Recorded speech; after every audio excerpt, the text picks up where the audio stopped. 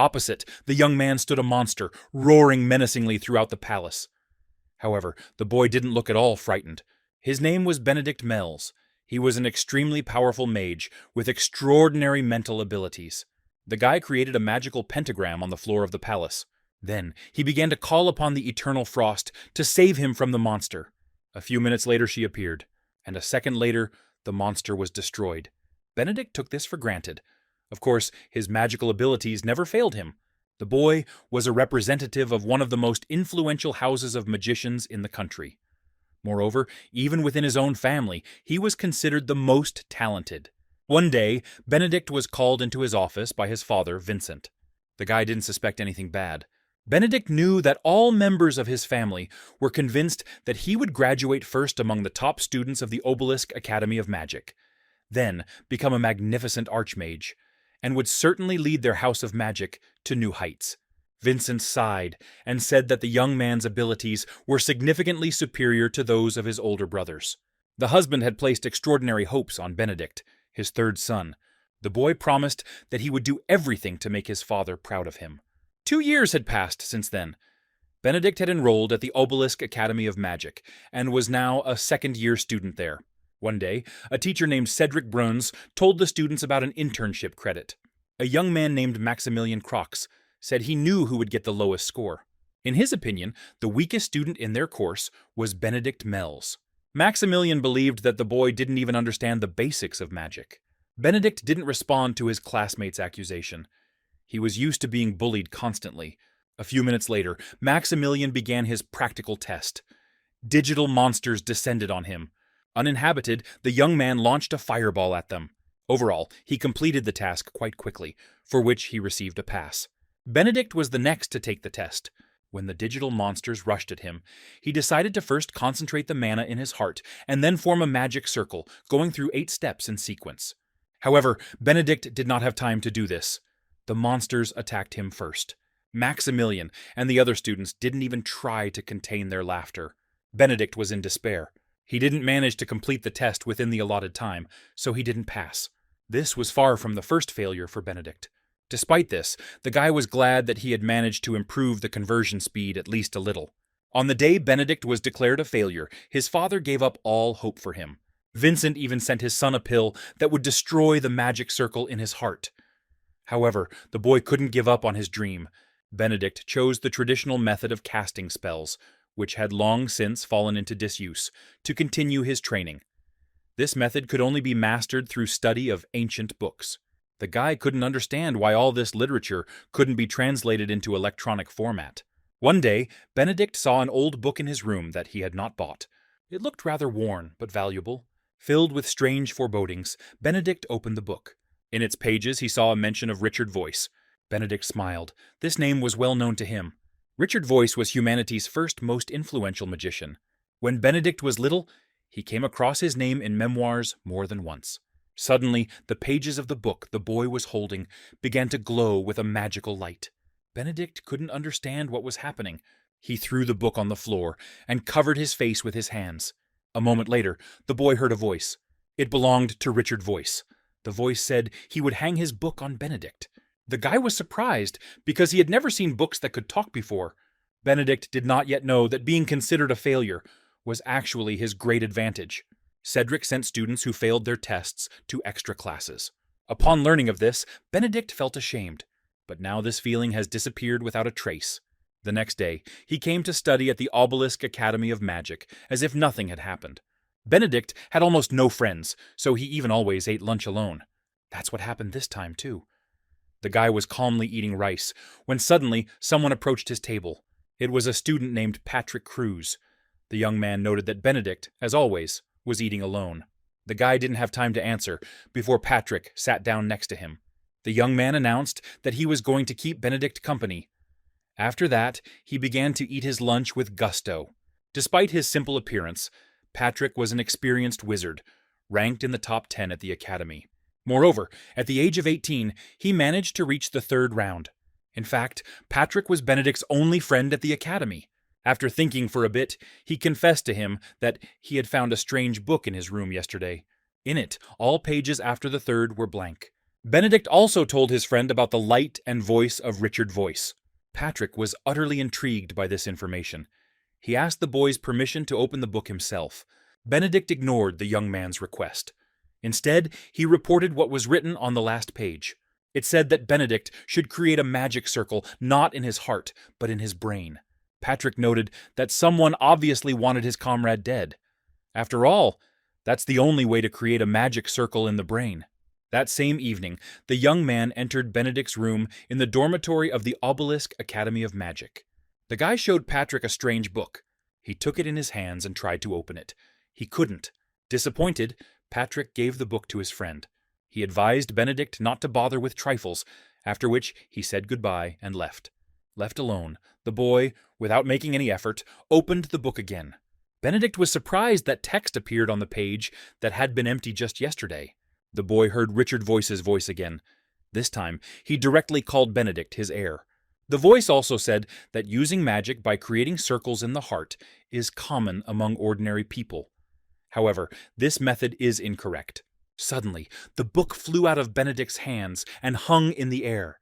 The voice said that if Benedict wanted to become his disciple, he must first destroy the magic circle in his heart, and then create something new in your own head. After these words, the book closed and fell to the floor. Surprised, Benedict didn't know what to do next. Everyone knew that lies, the source of magic, were dangerous to the brain. At best, they could break a person's psyche. At worst, they could lead to death. The boy thought that Richard Voice's proposal looked like an invitation to commit suicide. Benedict had neither the strength, nor the time, nor the desire to think about it now. Yawning, he went to bed. The next day, the boy approached Cedric and asked to examine the strange book. The teacher suggested that he was looking at an ancient manuscript. Benedict suggested that Cedric open the book. He wanted to know if it was sealed with magic. The teacher promised to check this, but instead he wanted Benedict to study harder. Then the man put his hand to the book. A minute later, he declared that there was not even a trace of magic in this subject. Cedric advised the boy to stop being interested in tall tales and focus on his studies. Walking down the academy corridor, Benedict pondered what had happened. Neither Patrick nor Cedric had been able to open the strange book. This meant only one thing. She could indeed belong to Richard Voice. That evening, Benedict took out the pills his father had sent him. The boy decided to swallow one of them, thereby destroying the mana circle in his heart. Benedict recalled the words of his father, who advised him to forget about practice and at least try to become a theorist. If it weren't for that, the guy wasn't going to give up magic. However, now his hands were shaking treacherously. Finally, the guy plucked up his courage and swallowed the pill. After a few seconds, he felt severe pain. This destroyed the circle of mana tied to the heart. There was no turning back for Benedict. Exhaling, he launched mana into his brain. Thus, the boy was supposed to be reborn as a magician. As soon as the mana flowed into the convolutions of Benedict's brain, the old pain dulled. It was overshadowed by a new, even stronger one. The boy was sure he was dying. Suddenly, he heard Richard Wraith whisper in his ear. Then Benedict began to hear other voices. All of them were created by lies. The boy felt as if he had been blessed. Benedict subsequently woke up. He was surprised that he remained alive. Opening the book, the boy saw that text had appeared on the pages that had previously been blank. Richard Voice's voice echoed clearly in Benedict's mind. He congratulated the boy on taking the first step. Benedict also learned that the strange book was called Adred. Now the writing of the boy's legend began. Richard Voice bequeathed all his magic to Benedict. When the guy heard this, he couldn't hold back his tears. Of course, because he became a student of the most influential magician of humanity. Several days passed. Classes at the Obelisk Academy of Magic proceeded as scheduled. However, Benedict, although he attended the lectures, did not listen to them. Instead, he studied magic from the book Idred. It contained an incredible amount of secret knowledge. The guy learned that lies, it turns out, had a will of their own. For most people who drop it into their brains, it results in a clash of two consciousnesses. This is precisely why lies are considered dangerous. However, Benedict was special. His thinking blocked the will to lie. That's why the guy didn't suffer any losses. Benedict realized that it was precisely because of his peculiarity that he was resistant to the interactive magic that was embedded in his brain using chips. The boy's thoughts were interrupted by a teacher named Anthony Geller. He reminded students about the midterm testing for second-year students. He also emphasized that a new rule would be introduced this year. Those who fail the test will be expelled from the academy. This information confused the students. Anthony added that the new rule was proposed by the House of Magic. Benedict realized that his father had something to do with it. That same evening, the guy headed to the simulation training ground. However, his hourly rent turned out to be too expensive. Despite this, Benedict still entered the room. With a sigh, he rented a simulation training ground for an hour. Benedict was given a key to room number 14 and instructions on how to operate the holograms. Once in the room, the guy, without wasting any time, began training. Holographic wolves rushed at him from all sides. Although these monsters looked dangerous, they were considered low-ranking. Benedict recalled that the average time to kill wolves at the academy was 12 minutes and 33 seconds. Now the guy was planning to use his new mana circle. Exhaling, he activated the infinity circle. Within a few seconds, all the holographic wolves were destroyed. Benedict was very happy with this incredible result. While others used interactive magic with magic circles on their hearts, he used a magic circle in his brain. Mana circulated throughout his body. Thanks to the Circle of Infinity, the power that had previously been dormant within the boy was finally released. Richard Voice's voice in Benedict's head emphasized that he had a long way to go. The Circle of Infinity is just the base of magic. Soon, the boy will be able to perform miracles that he imagines in his head. Benedict left the training ground a completely different person. He felt incredible confidence in himself and his actions. The Circle of Infinity became a serious test for the guy. What was described in the book Idrade was seriously different from the basics he had studied previously. It turned out that lies can be subordinated to one's will. At the same time, the guy realized that some very important opinion was constantly eluding him. In the teachings of magic, it was said that there exists a certain wall of enlightenment. Every magician, when confronted with their limit of lies, seems to crash into an invisible wall. This fact has been true for all eras. Benedict decided to focus for now on pumping mana through the entire body. As written in the book, the guy concentrated as hard as he could. When he came to, he realized he'd been pumping mana for 10 hours straight. Despite this, Benedict didn't feel tired. In the morning, he went to classes at the Academy of Magic. Patrick caught up with him in the yard. The young man asked his friend if he was okay. Benedict didn't answer, his thoughts preoccupied with something else entirely. He thought about how he could keep the lies circulating daily. Benedict formed his second circle of lies at the age of 12. Then he was called a genius, and his father began to place great hopes on the boy. Now Benedict had only one circle of lies in his mind. However, he somehow had to move forward. The boy remembered how his father once, when he had high hopes for him, said an important phrase. The ideal is shackles. Now Benedict himself realized that the ideal was only an illusion created by human superiority. The guy felt the lie in his whole body. She was in his hands and fingers, heart and head. Mana moved over the guy's body the way he wanted. Benedict realized that free imagination is the key to performing magic without formulas. Interactive magic, however, only slows down the casting speed. At the same time, a monotonous pattern was embedded in the magic. Richard Voice's magic was completely unbridled. Benedict could deliberately change its shape. This magic was free from algorithms and formulas. Now the guy felt an incredible lift. He understood that he would be able to reach the highest peaks after he overcame the wall of enlightenment. A few days later, an interesting event occurred at the Obelisk Academy of Magic. Teacher Cedric entered the classroom where Benedict was sitting and announced that a guest had arrived. The guy was very surprised. Of course, he wasn't expecting anyone at all. Benedict followed Cedric. The teacher confessed to the boy that his father had arrived. Vincent was waiting for his son in the Academy Rector's reception room. When the husband saw Benedict, something resembling joy even flashed in his eyes. Cedric quickly bowed and hurried to leave father and son alone. Vincent and Benedict sat down on the table. The man was surprised that his son did not refuse to attend classes. The guy admitted that he had recently taken the pill his father had sent him. Exhaling, he declared that he had achieved something in magic. Vincent only yawned upon hearing this. The husband was certain his son was chasing empty dreams. Benedict firmly replied that he planned to become the greatest magician of the generation. But Vincent was adamant. He believed his son had already wasted an entire year. He was annoyed that Benedict's body was not compatible with interactive magic. Vincent wanted his son to abandon senseless ideals as soon as possible and take up theory. Benedict replied that he would never give up magic. After these words, he rose from his seat. Smiling, the boy told his father that his main goal was to lead the House of Magic. Vincent reacted to this with great skepticism. Benedict, however, wasn't at all bothered by his father's reaction. He knew that Vincent would be proud of him one day. Now the man looked tired and angry at the same time. The boy promised his father that he would be in the top 10 students on the next test. Moreover, Benedict stated that he would leave the academy and devote his life to theory if he suddenly failed. However, the guy wanted his family to support him if he succeeded. Vincent suggested that the imaginary successes had completely clouded his son's head. Sighing, he stood up and headed for the door.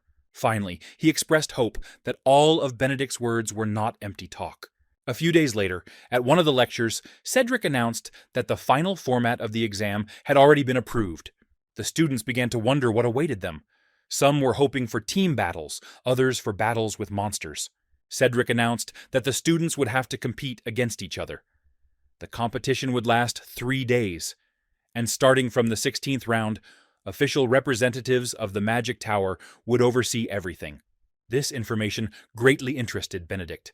Other students also didn't expect to hear something like this.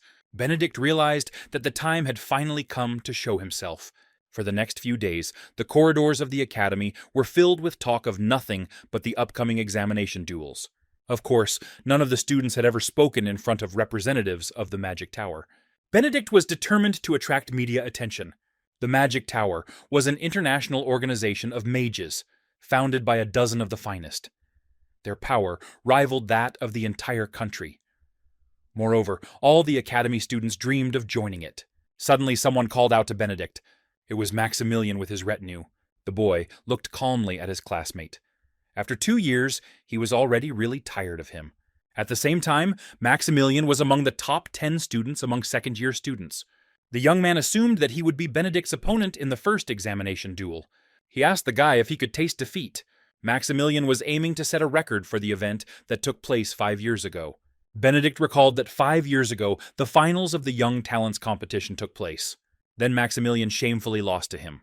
Now the young man threatened to do everything to ensure that Benedict, as the worst student, would be expelled from the Obelisk Academy of Magic. However, Benedict wasn't afraid of him at all. On the contrary, he promised Maximilian that he would teach him a proper lesson.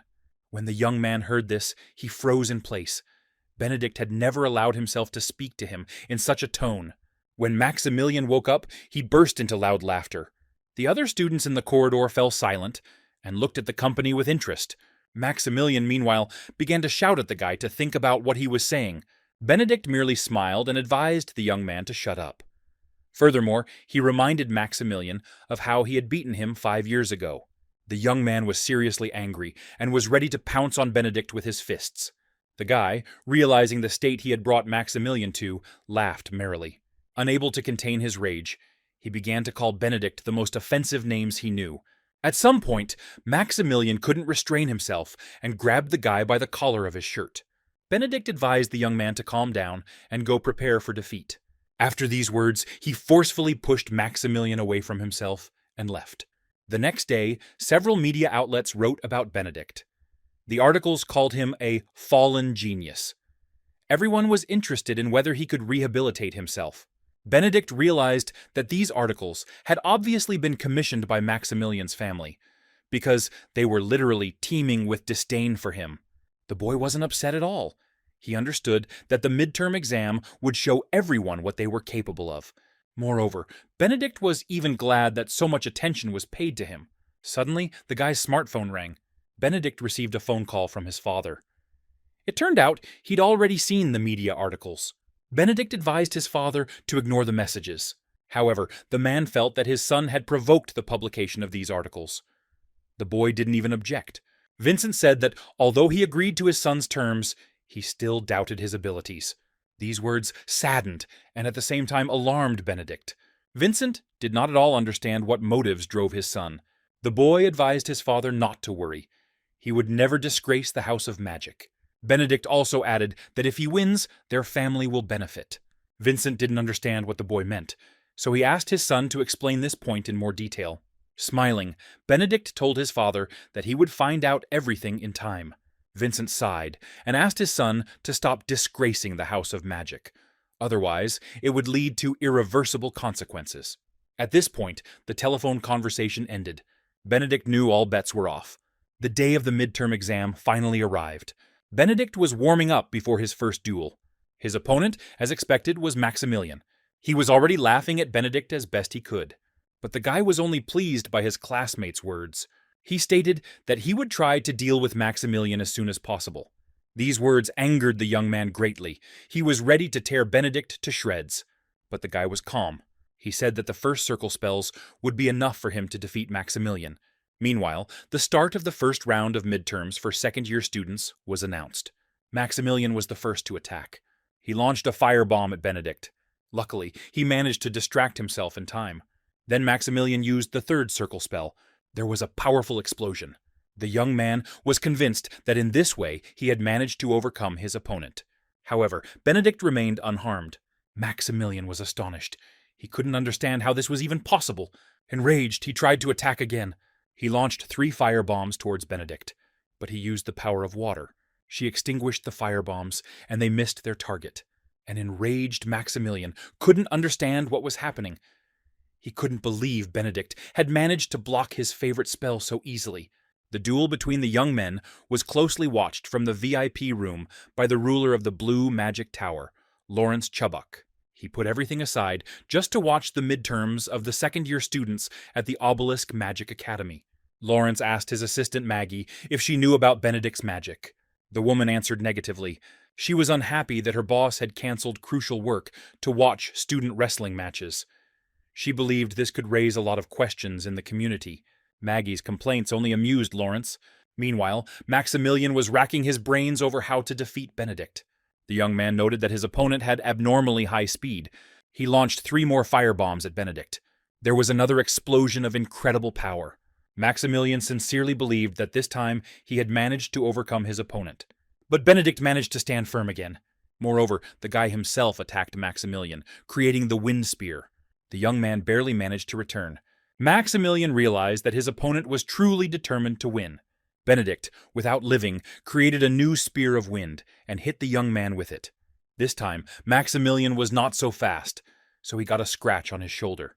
The young man was in shock. Of course, the worst student in his year had just wounded him, and Benedict was already ready to attack further. He created the wind spear again, this time doubled. Maximilian had never seen anything like it before, so he was seriously scared. In a moment, Benedict had already formed 4 wind spears. Smiling, he advised his opponent to block them properly. Maximilian quickly created a magical barrier. Suddenly, the young man felt a burning pain in his back. He realized that one of the copies had changed its trajectory. Benedict sarcastically remarked that being distracted during a fight was a terrible mistake. Besides, the guy had just begun his struggle. Benedict launched the wind spears towards his opponent again. Maximilian decided to move out of attack range and try to keep his distance. He was confident that Benedict's range was quite limited, but Maximilian was unable to escape the boy's attacks. The wind peaks were catching up with him everywhere. Lawrence watched all this closely. He was amazed at how quickly Benedict activated his magic, combined spells, and altered the trajectory of the pikes. Only now did Lawrence notice that Vincent Mells, Benedict's father, was also in the VIP room. Without showing any emotion, he watched his son take this first midterm exam. Maggie noted that Benedict's magic ignored all the rules of the ascending spell code. Meanwhile, Maximilian was losing. He underestimated his opponent's strength, for which he now paid a high price. Benedict told him that even first circle magic could kill a person. After these words, the young man used the power of water. The big bubble began to literally choke Maximilian. Benedict realized that he had won this fight. In confirmation of his words, the instructor blew his whistle. The match ended with a victory for Benedict Mells. An exhausted Maximilian was led out of the stadium. Benedict felt a sensation he had long forgotten. Of course, the last time he won was when he was a child. Now he has managed to rehabilitate himself as a magician. Lawrence, who had been watching him closely, realized that he wanted to know more about the boy. Meanwhile, a joyful Patrick flew up to Benedict. He sincerely hugged his comrade and congratulated him on his victory. Patrick was simply amazed by the magic that the guy demonstrated during the fight. He asked Benedict to tell him more about his technique. Smiling, he replied that for now it was a secret. Soon, an interview that Benedict was interviewed immediately after the duel appeared on the internet. In it, the guy talked a little about his magic. Journalists were very interested in how he managed to defeat Maximilian. Benedict was about to answer this question briefly when someone suddenly called out to him. It was none other than Lawrence. Together with Maggie, he approached the guy and happily introduced himself. Putting his arm around Benedict's shoulders, Lawrence told reporters that the boy had apparently used the magic of memorizing the fourth circle. Everyone was amazed to hear this. Lawrence reported that fourth circle memorization magic could help activate spells at high speed. However, there was another side to this method. It only allowed the use of magic that was 3 magic circles below the user's current level. Benedict nodded, confirming that Lawrence was right. One of the journalists was surprised that the guy had already reached the 4th circle of magic. Lawrence smiled and replied that Benedict was a very gifted man. After this, all the publications wrote that achieving the 4th circle of magic at such a young age was a record comparable to the ruler of the magic tower himself. Patrick was surprised that his friend had already reached such a level. Journalists at the conference were also interested in how Benedict managed to bypass the ascending code. Lawrence offered to explain everything here too, but the boy wanted to speak for himself. He stated that bypassing the ascending code rules is indeed quite simple. To do so, one simply needs to modify the formula itself. Lawrence was both surprised and confused when he heard this. He knew that what Benedict had said was impossible. In practice, this would be akin to trying to attach airplane wings to a car just because someone wanted to fly it. Benedict, meanwhile, created a butterfly and released it to the journalists. He smiled and stated that he considered his magic modified. Lawrence realized the boy was a true revolutionary. From now on, the magical world was about to be turned upside down. Patrick didn't believe that his comrade seriously considered his magic to be modified. Despite this, he was genuinely pleased with Benedict's victory in the first stage of the examination competition. Patrick said goodbye to Benedict, telling him that he should return to the dorm. The thing is that the young man wanted to prepare properly before tomorrow's competition. Benedict was very curious about what kind of opponent his comrade had been faced with. The next day, everyone gathered again at the Obelisk Magic Academy arena. Patrick was preparing for his first fight. His opponent was Liliana Carey. This girl was a representative of a famous family of magicians. Benedict knew very well that Liliana's magic was quite unique. Now, Patrick tried his best to protect himself from her actions. However, the girl behaved quite confidently. At some point, Patrick lost control and missed several of Liliana's attacks. Less than 10 minutes had passed when the instructor announced the end of the match. Liliana Carey won a convincing victory. Benedict, sitting in the spectator stands, thought about it. The thing is, Liliana used a combination of light and dark attributes, which created a glow similar to the moon. This kind of magic had its own range, power, and other characteristics that were not included in the ascending code bases. Benedict wasn't at all surprised that the girl was extremely difficult to compete with. Suddenly, Liliana raised her head and looked straight at the guy. Benedict was surprised and embarrassed at the same time. He later had to console Patrick, who couldn't come to terms with his defeat. Liliana watched this scene very carefully. Suddenly, Patrick realized that the girl would become Benedict's next rival. Suddenly, the girl called out to the young men. Approaching them, she said that Patrick had competed well. He even wilted under such praise. Then Liliana looked at Benedict and said that the boy had become a real wizard. The girl had a special request for him. When Benedict heard this, he was amazed. Liliana wanted the guy to help her remember why she entered the Obelisk Magic Academy. Benedict had known Liliana even before entering the educational institution. Their families had a strong connection, so he crossed paths with Liliana on numerous occasions at various events. Despite this, they were always rivals. The girl even gave up her studies in France to enroll in the academy to compete with Benedict. But ever since the boy proved unsuitable for interactive magic, Liliana hasn't even said a word to him. Almost everyone began to humiliate Benedict, and the girl was left without the rival she dreamed of defeating. Smiling, the guy answered Liliana that he was unlikely to be able to compete with her for now. The girl said that this would only become clear in battle. After that, she turned and left. Patrick suggested that Benedict might have difficulties during the duel with Liliana. The fact is that the young man considered the girl a very strong rival. The next day, a particularly large number of spectators came to the academy arena. Of course, everyone wanted to see the duel between Liliana and Benedict. So far, only a girl has arrived. Some jokingly suggested that Benedict decided to run away out of fear, and all because Liliana was a very strong and gifted student. In the end, it almost worked out. The girl was almost automatically awarded the victory. However, in the last seconds, Benedict appeared. The referee sighed and announced the start of the match. The guy, rubbing his palms, took his position. Liliana took her place in the arena. She asked Benedict why he was late.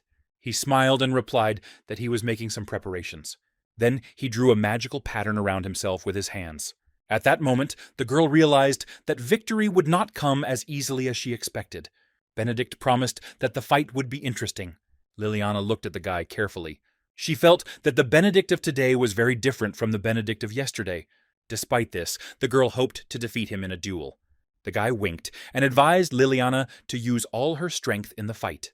The match began. The girl attacked first. She used the fire revolver spell. Liliana launched a ball of flame towards Benedict.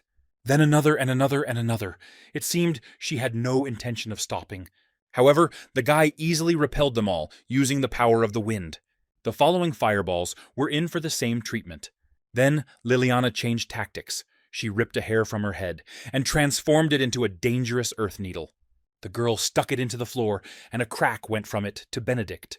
Then an invisible force lifted the guy into the air. Meanwhile, Liliana was thinking about what to do next. Suddenly, she had a great idea. Wasting no time, the girl quickly activated the airstrike spell.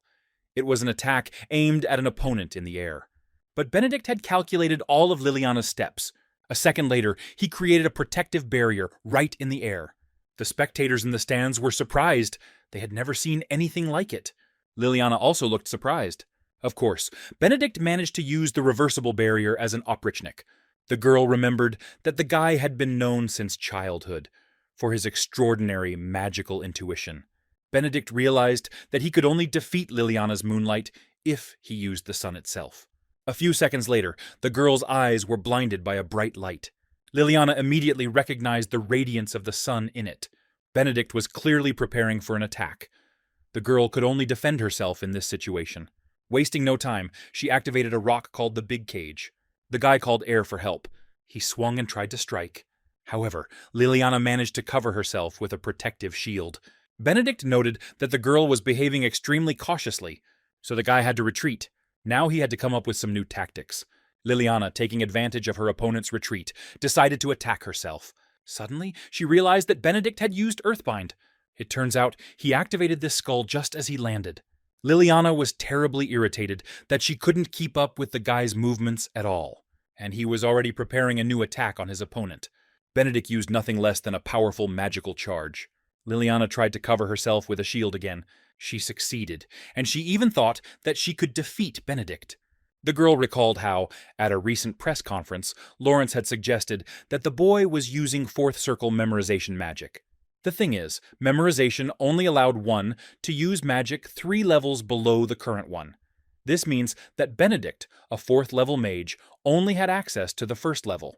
Liliana was sure that the young man would not be able to defeat her with just one first circle spell.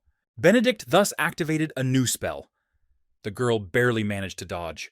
Faith in her victory gradually began to leave Liliana. Suddenly, she felt that she was losing strength. A second later, Liliana fell to the ground in front of Benedict, in front of a crowd of thousands. The guy noticed that the girl had obviously forgotten who she was fighting with. These words angered Liliana greatly. Now she hated her rival with all her heart.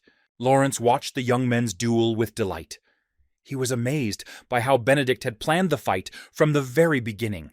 Vincent also watched his son's fight. However, unlike Lawrence, he was skeptical of the boy's abilities. His husband disliked the fact that Benedict exclusively used first circle magic. Moreover, Vincent tried to assure Lawrence that the guy, although he now had the advantage in the duel, would not be able to deliver the decisive blow. The husband was sure that his son was simply incapable of completing any task. Besides, he knew perfectly well that Liliana had not yet used her main trump card. And indeed, it was clear that the girl had collected her thoughts and decided to fight with all her might. Oddly enough, Benedict seemed pleased by this. Liliana used the moon attribute. This was the special magic of the Great House of Divine Guardians. The guy literally lost control of his feet. A magical, multicolored glow shone over the arena. Vincent decided the battle was over, and there was nothing more to see. The man got ready to go about his business. Suddenly, the impossible happened. Benedict activated the power of the flame volcano. Liliana, along with the others, was surprised by this fact. Of course, the boy had used second circle magic. This reaction to his actions greatly amused Benedict. Liliana realized with horror that she knew nothing about the truth of her opponent's powers. She even suggested that Benedict had somehow reached the fifth circle. The guy just grinned slyly at this remark. The night before, something important happened in the dormitory of the Obelisk Academy. Benedict sat over his magic book for a long time. He understood that Liliana was not an opponent that could be defeated in just the first round. Even his own fighting style couldn't compare to the girl's magic. Benedict didn't know how to win against Liliana, so he tried to look for the answer to this question in a magic book. Suddenly, on one of the pages, he saw a text with surprising content. It said that mana should be poured into a magical formula. A few minutes later, a glow began to pour out of the book onto the guy. A few seconds later, he found himself in an unknown room filled with bookcases. Benedict couldn't figure out where he was. Suddenly, someone called out to him. He turned around and saw a young woman. She greeted him and informed him that he was currently on the first challenge page. The woman's name was Alpha. She was the conductor responsible for the first trial page. Benedict couldn't figure out where he was now, so he asked Alpha to explain everything to him in more detail. The woman sighed and replied that they were now in the middle of Adrid's book. Hearing this, the boy was amazed. He couldn't even imagine that such a thing could happen. However, Benedict liked the situation he found himself in. Alpha said the trial would test the successor's intentions. She promised to reveal all the details at the start. If Benedict successfully completes the test, pages 18 through 31 will open, containing information on second circle magic. The boy realized that he had to complete some task in order to receive instructions for moving up to the next circle of magic. Alpha asked Benedict if he was ready to begin the test. The boy answered affirmatively. He was already eager to get to the task. The young woman smiled and announced the beginning of Benedict's test. A second later, transformations began to occur with Alpha. The guy realized that in front of him was not a person, but a magical entity. Meanwhile, Alpha began to explain the rules of the test to Benedict. The boy was surprised to realize that the woman was speaking in his teacher's voice. A gem called Elemental appeared before Benedict. It contained an indefinite number of chaotically mixed elements of nature. The boy's task was to set the final strand of mana in the stone. Benedict considered the conditions of the test. Of course, one had to interact with lies very carefully. It all looked like a mixture of sand, salt, sugar, and pepper that needed to be separated. However, only a true master could cope with such a task. But Benedict wasn't upset. In fact, the ordeal terribly intrigued him. Suddenly, he realized that he had to use the mind technique. Benedict concentrated, and after a few seconds, activated his power. With all his might, he focused on the gem. However, the guy was unable to stay on his feet and fell painfully to the floor. Benedict realized that any excessive vibration of the lie would generate a shockwave. Therefore, he had to proceed with extreme caution. He then attempted to divide the mana, but it was so mixed up that the process was difficult. Suddenly, the guy had what he thought was a great idea. For the next few hours, he forgot about time and tried every now and then to organize the flows. The slightest mental lapse would have forced him to start all over again. However, Benedict later managed to share the gem's lie. The master's voice informed the boy that he had successfully passed the test. Now the second circle, the circle of resonance, was revealed to him. After this, Benedict found himself back on the bed in his room. Without wasting any time, he quickly opened the magic book. The guy was happy to notice that new entries had appeared on it. He decided to make sure to learn these spells before the competition began. Now, being in the arena of the Obelisk Magic Academy, Benedict used the magic of the second circle. First, he activated a skill called Dark Blindness. It consisted of reuniting two circles of infinity. Vincent and Lawrence couldn't take their eyes off the arena. They never expected such strength from Benedict. Liliana was also amazed. Of course, just a few minutes ago, she had already been mentally celebrating her victory. At this time, the guy used the fire volcano. His opponent tried to concentrate and activate protective magic, But she was unsuccessful. Benedict attacked earlier. Liliana realized that she was unable to block her opponent's spell. There was a powerful explosion that frightened all the spectators in the arena. Oddly enough, a smile appeared on the girl's lips. She was happy to have found a worthy opponent again. A second later, she fell powerlessly to the ground. The fight ended with an unconditional victory for Benedict. The guy sincerely thanked the audience for their attention and support. Afterwards, once outside the arena, he felt incredibly tired. Resonance, the second circle of infinity, synchronized with the first in his head, strengthening his magic. Moon Attribute Magic was a hybrid that combined the range of light magic with the power of dark magic. In other words, if you pour dark magic into it, breaking the proportions, then the range of destruction will be greatly reduced. Benedict, having more advanced dark magic, was able to deal with Halo. However, he succeeded in this only thanks to his perfect control of lies. He was only able to obtain it by dismantling the gem. Without it, defeating Liliana would have been a dream. Lawrence approached Benedict. The man smiled and greeted the boy kindly. The appearance of Lawrence Benedict was somewhat alarming. He also stated that he came to talk to the guy about bad things. Less than an hour later, they were sitting opposite each other in a cozy office. Lawrence said he was amazed by how Benedict competed with Liliana. He thought it was a truly amazing fight. The guy restrainedly thanked the man for his kind words. Then Lawrence, adjusting his glasses, suggested that Benedict get down to business. He asked the guy directly if he had reached the fifth circle. Benedict thought for a moment before answering. He used a second circle spell in battle, so the Lord of the Blue Magic Tower believed that the boy had used memorization. Benedict sighed and replied that he had not reached the fifth circle. Lawrence then asked how he managed to cast the second circle spell. Benedict said he used a modification of the spell. When the man heard this, he was amazed. He asked the guy what this had to do with second circle magic. After thinking for a moment, Benedict replied that he had perfected the memorization itself. Lawrence was amazed. The information he heard from the guy seemed incredible to him. The man rose abruptly from his seat, which startled Benedict a little. Lawrence started muttering something about how happy he was now. Then he put his hand on the boy's shoulder and thanked him sincerely. Benedict looked at the man in surprise. Lawrence's eyes glowed red. A second later, the guy felt an incredible weakness in his body, and his face was covered in sweat. Meanwhile, the husband looked closely at Benedict. After about a minute, he smiled and removed his hand from the guy's shoulder. Lawrence said that he really didn't see the fifth circle's characteristic mana formation inside Benedict. Now the man was sure that the guy had not lied to him. Lawrence planned to leave and explain everything to the reporters. Surprised and frightened, Benedict could only wish his husband a safe return home. Left alone, the guy exhaled heavily. He couldn't believe the fact that the red eyes of the Blue Tower's lord would be used to confirm his words. Rumor had it that Lawrence could discern the very essence of lies with his special eyes, which were the finest magical detectors in the world. However, Benedict was worried that he could not tell his secret. No one was supposed to know about the amazing magic book. Benedict subsequently won another examination duel. This fight was much easier for him than the previous one. After the match, Liliana approached the young man.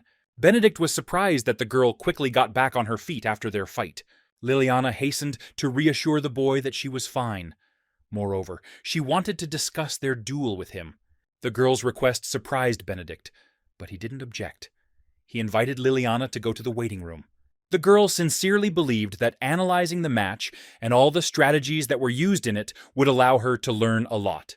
Liliana once dreamed of becoming as strong as Benedict was. Meanwhile, there was unrest in the subsidiary office of the Magic Tower. Benedict's sister, Mirabella, could not hide her irritation at the fact that the guy began to regain his lost popularity. Dominic, Mirabella, and Benedict's older brother didn't understand why his sister was so nervous. Then, the girl tried to remind Dominic of the atmosphere that reigned in their house just a year ago. Sighing, the young man advised his sister not to worry in vain. He was sure that the second circle of magic was the maximum for Benedict. Moreover, their brother's opponents in the duels were just ordinary students. Dominic's words calmed Mirabella somewhat. However, she was still worried that Benedict might somehow threaten her position as the family heir. Dominic replied that if this were to happen, they would certainly deal with his younger brother. A few days later, Benedict won the final exam. He became the clear winner, surprising all his classmates. Patrick couldn't hide his joy. He was happy that his friend had shown everyone what he was capable of. The boy's class teacher suggested throwing a party in Benedict's honor. However, the guy had one very important meeting, so he refused to celebrate his own victory. An hour later, Benedict was already in the city center. An elegant car was waiting for him there. The driver bowed respectfully to the guy and said that he would take him straight to the estate. Benedict subsequently found himself at the door of his father's house. The guy couldn't believe that a whole year had passed since he was last here. With a sigh, Benedict opened the door and walked inside. In his opinion, the family estate has not changed at all during this time. A few minutes later, he was already standing outside his father's office. Having collected his thoughts, Benedict knocked loudly on the door. Vincent, who was expecting his son, ordered him to come in. The guy walked slowly into the office, his legs trembling treacherously. First of all, he bowed low and greeted his father. He nodded coldly in response and commanded his son to sit down. Benedict obeyed. Vincent admitted to the guy that he had already come to terms with his failure.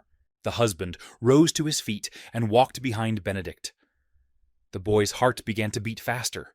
Vincent noticed that his son had amazed him with his latest successes. Moreover, the man believed that Benedict had managed to prove his potential to him.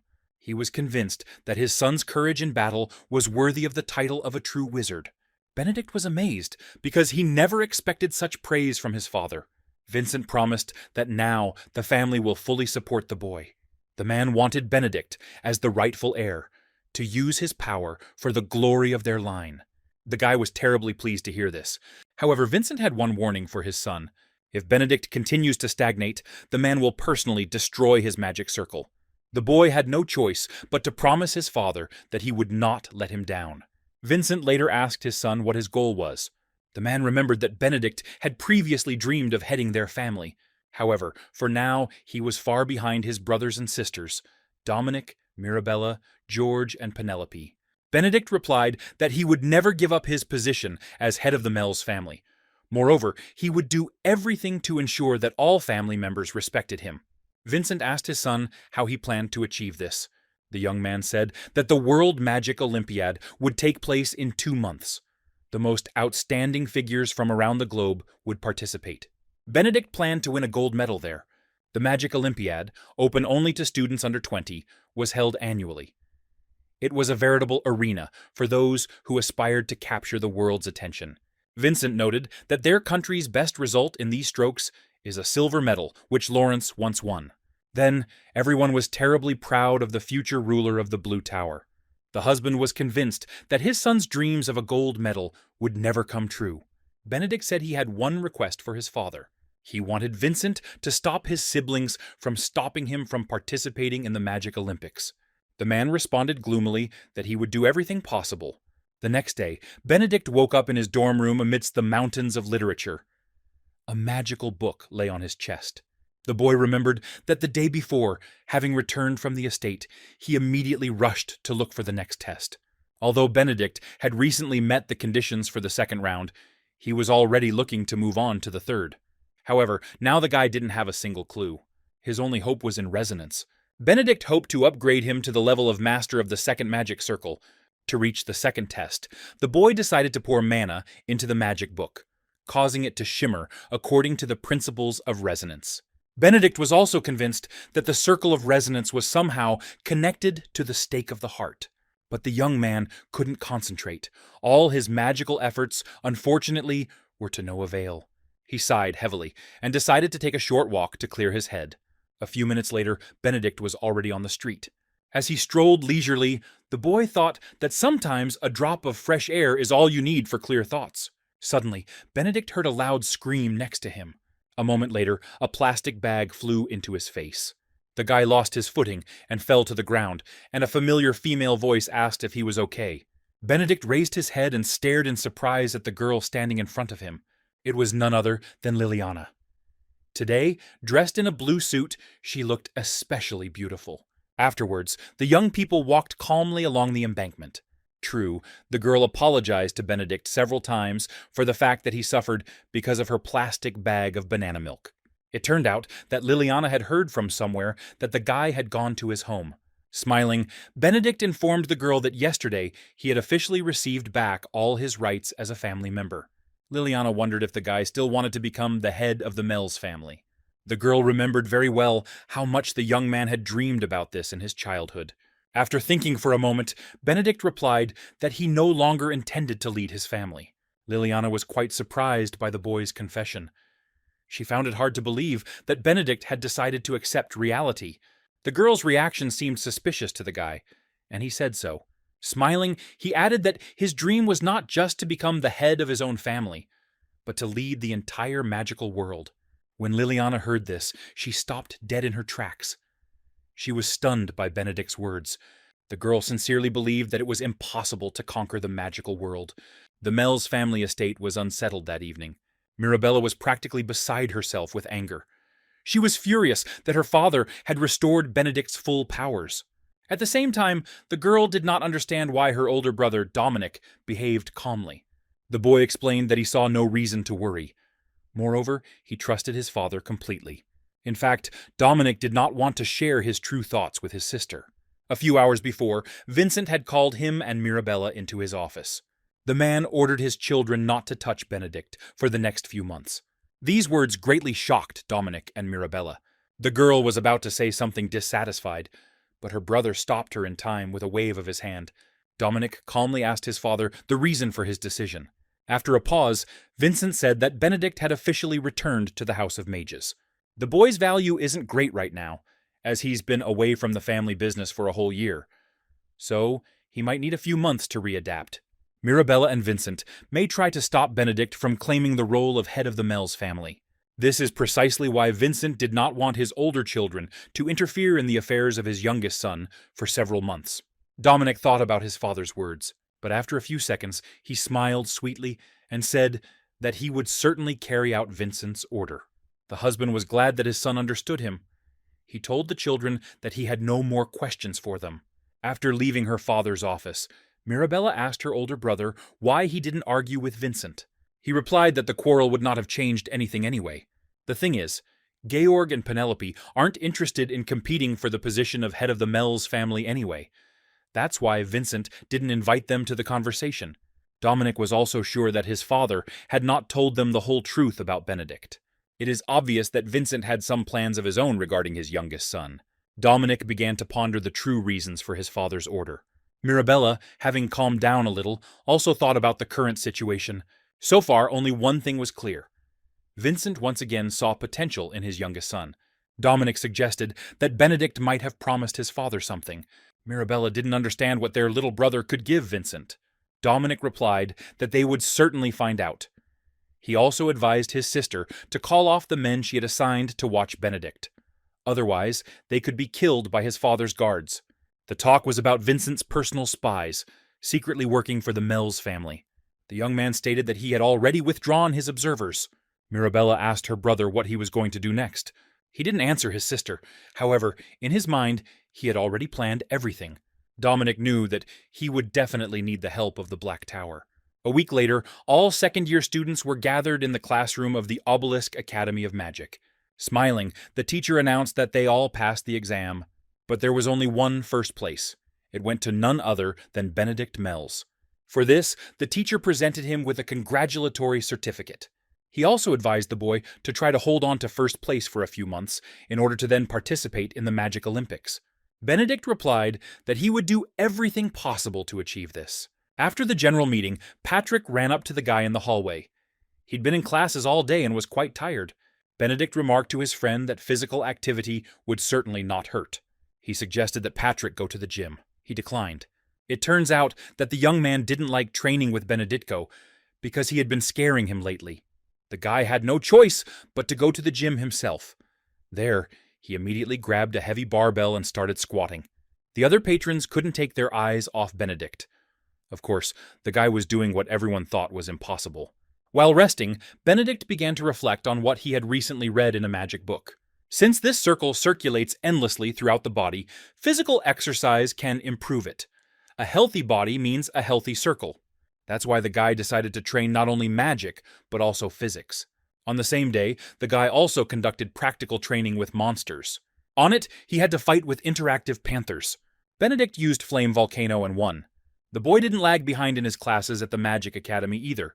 Time after time, he earned top marks on assignments. Eventually, his physical capabilities increased by at least 1.5 times. However, Benedict wanted to further strengthen the circles of infinity. One day he was jogging outside. He had music playing in his headphones, so he couldn't hear what was going on around him. Suddenly, a man in a black hood and mask burst out from behind the pole. He wanted to punch Benedict in the face. However, the boy reacted in time and leaned back. Benedict looked closely at the attacker. Standing before him was none other than Maximilian Crox. Realizing that Benedict recognized him, the young man threw off his mask and hood. Smiling, the guy suggested that Maximilian attacked him because he had nothing to do on a day off. Everyone knew that after his defeat at the exam competition, the young man was afraid to show his face to his influential father. His classmates' words greatly angered Maximilian.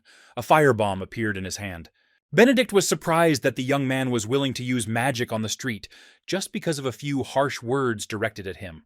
Without wasting any time, he grabbed Maximilian by the arm with one hand and by the collar with the other. Benedict then tripped the young man. At that very moment, Maximilian fell painfully to the ground.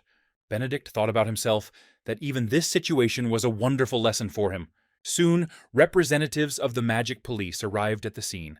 They arrested Maximilian for using magic on the street. This was recorded by a surveillance camera hanging on one of the poles. Benedict wasn't at all interested in his classmates' schooling. He sincerely believed he got what he deserved. The next day, the entire Obelisk Academy of Magic knew about Maximilian's situation. Furthermore, the young man received a 10-point penalty for his misbehavior. However, in Benedict's opinion, the punishment for using magic on the street turned out to be too light. But the Crox family had a significant influence. Furthermore, Maximilian's father, Salvador, donated a large sum to the academy, so he could count on special treatment for his son. Benedict was walking calmly down the hallway when he suddenly heard some shouting. His head was pounding, so he decided not to stop and walked away from the noise. Maximilian was talking on the phone with his father. Without mincing words, the man scolded his son. The young man babbled some words of forgiveness, but it was all in vain. Salvador noted that if the Crox family does not receive the title because of Maximilian, then they will have to answer for it. The father's words terribly frightened the new moon. He was about to apologize again, but his father hung up. Unable to contain his irritation, Maximilian threw the phone on the ground. Now he hated Benedict with all his heart for being the reason he ended up in this situation. Suddenly, Maximilian was called out by his teacher, Mr. Smith. He noticed that the young man was in an ill-advised state. Maximilian muttered through his teeth that he couldn't help himself. Then Mr. Smith noted that the young man should take revenge on his offender. These words greatly shocked Maximilian, but he realized that they were his salvation. The next day, after classes, Benedict decided to take a little rest in his dorm room. Suddenly, he received a message from his father on his phone. It stated that their family had entered into a pact with the Crox family. In exchange for Benedict's relatives turning a blind eye to the incident, Maximilian's parents were willing to hand over 3% of the profits from the magic stone mines. Vincent also wrote to his son about how proud he was of him. These words greatly encouraged Benedict. The boy began to ponder how important the title was to the Crox family. It was clear they would do anything to somehow clear their reputation. A little later, Benedict picked up the magic book. He decided to work with resonance. Due to the recent incident, the Obelisk Magic Academy has deployed security guards. One day, while walking through the courtyard of the school, Benedict heard someone calling him. Turning around, he saw Mr. Smith. The man smiled at Benedict, but his gaze was cold. He disliked Mr. Smith because he considered him insincere and hypocritical. The man remarked that he understood perfectly well what Benedict didn't like. He tried to object, but the right words just wouldn't come to him. Mr. Smith emphasized that he held no resentment toward the boy, as he had been too harsh with him at one point. Now, the man didn't want his student to think ill of him. Benedict was surprised that the teacher even raised the subject with him. He extended his hand to the guy and offered to start all over again. Benedict replied that although he was pleasantly surprised by Mr. Smith's proposal, he believed that things should be left as they were. Suddenly, he felt something strange happening to his body. His hands were sweating and his head was spinning. Meanwhile, Mr. Smith began to congratulate Benedict on his first place in the examination tests. The boy realized with horror that the teacher was emitting mana. She was very dark and ominous. Benedict guessed that Mr. Smith might be a representative of the Black Magic Tower. When this thought came into the guy's head, he felt uneasy. The Black Magic Tower was an unofficial tower, different from the officially recognized dozen. It housed a group of criminals with evil intentions. Their leader was a mage who called himself the King of Black Magic. Benedict couldn't believe that Mr. Smith was likely connected to this group. It turns out that other members of the Black Magic Tower could have been within the walls of the Obelisk Academy of Magic. However, the guy decided that it was too early to think about it. To begin with, he decided to disassemble the structure of Mr. Smith's magic in order to try to assess the situation as a whole. The man's lying formula turned out to be familiar to Benedict. The boy realized that Mr. Smith was using mind control magic, but the boy's brain did not accept this type of lie at all. This only meant that Mr. Smith's mind control on Benedict simply wouldn't work. Realizing this, the guy calmed down a little. The man has not yet realized that his magic does not work on the student. After some thought, Benedict decided to pretend the controls were working. This way, he hoped to find out what the Black Tower wanted at his academy. Mr. Smith ordered him to listen to him carefully. After this, the man handed Benedict a chip. He told him to always carry it with him and not to ask what it was for. After this, Mr. Smith told the embarrassed boy that the conversation was over. However, after a pause, the man suddenly ordered Benedict to tell him all the details of his magical modification. He grabbed his head and started screaming that he couldn't say what Mr. Smith had asked him to say. The man noticed that Benedict's subconscious was clearly trying to securely protect the secrets of his unique magic. Sighing, he canceled his order. The guy mentally gloated. Of course, his interlocutor turned out to be a terrible fool. Mind control magic involved casting a spell on an opponent's brain that could control a person. If used by a high-level mage, it can even destroy a person's brain. This extremely dangerous spell is included in the forbidden list. Benedict realized that his modified magic was not the final goal of the Black Tower members. Otherwise, Mr. Smith would not have given up so easily. The husband hit the guy on the forehead. Benedict pretended to come to his senses. Mr. Smith greeted the boy as if he had just seen him. He noticed that the guy looked bad. After this, the man said goodbye and left. Benedict realized that he had to handle Mr. Smith with extreme caution. During a long break between classes, the boy remembered the chip the teacher had given him. Benedict took it out and began to examine it carefully. It was an illegal AI chip from the Black Tower. Clearly, the Black Tower members intended to frame the young man by giving him this item. Benedict understood that Mr. Smith was merely the executor. The real client was still unknown. The boy was sure Maximilian Crox had nothing to do with it. His classmate simply wouldn't have had the courage. Benedict considered his older brothers and sisters to be the main suspects. However, Penelope was not very active in the struggle for power, which means she was unlikely to have contact with the Black Tower. Georg was incapable of this either. Although he wanted to become the head of the family, he would never have acted so basely. But Mirabella and Dominic could easily set up their younger brother. Benedict thought about going to Mr. Smith and finding out everything from him. But after weighing everything, the guy realized that this was a bad idea. This way, he would attract even more attention from the Black Tower to his person. Suddenly, Benedict had an interesting idea. The next day, he went to the Blue Tower. Lawrence met him there.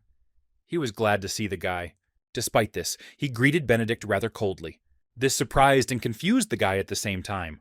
But since there was no other way out, he decided to simply ignore Lawrence's mood. The man noted that he had little time to communicate with Benedict. Lawrence was currently examining an unusual stone of lies. The guy was very interested in this information. He saw this stone of lies in Lawrence's office. Benedict immediately recognized it as the gem from the first trial. Lawrence invited the boy to the table and asked him to quickly tell what had happened. Benedict sensed that the man was deeply irritated.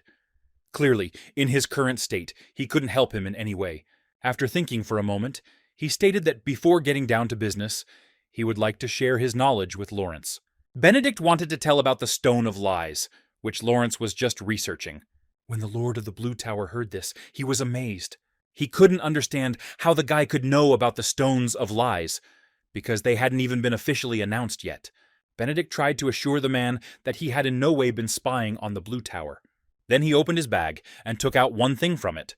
It turned out to be the magic gem from the first test. Lawrence cried out in surprise when he saw him. Benedict said that he was holding a perfectly attuned elemental mana stone in his hands. Lawrence asked the guy if he had really tuned the gem himself. Benedict answered in the affirmative. The man looked at the boy carefully. He was becoming more and more surprised. The fact is that the Stone of Lies could not be tuned by Jonathan Pilgrim himself, the famous master of magical engineering from the Red Tower. Even the elite engineers of the Blue Tower, who had worked with magical stones for many years, failed to do this. Even Lawrence himself, considered a world expert in this field, could not figure it out yet. So it was extremely difficult to believe that a simple student managed to do this. Lawrence assumed that Benedict had simply managed to attune the Mana Stone. The boy didn't object. In fact, he remarked that he thought only the Lord of the Blue Tower could handle such a task. That's why he'd brought the stone with him. The flattery had a positive effect on Lawrence. Smiling, he asked Benedict to explain how he had managed to attune the elemental Mana Stone. The guy replied that it happened completely by accident. He didn't even have time to understand how. Lawrence noted that Benedict has been very lucky lately. He also noted that any magician has the right to his own secrets. Lawrence asked the boy to take a closer look at the attuned elemental Mana Stone. He didn't object, and handed the gem over to the Blue Tower's overlord.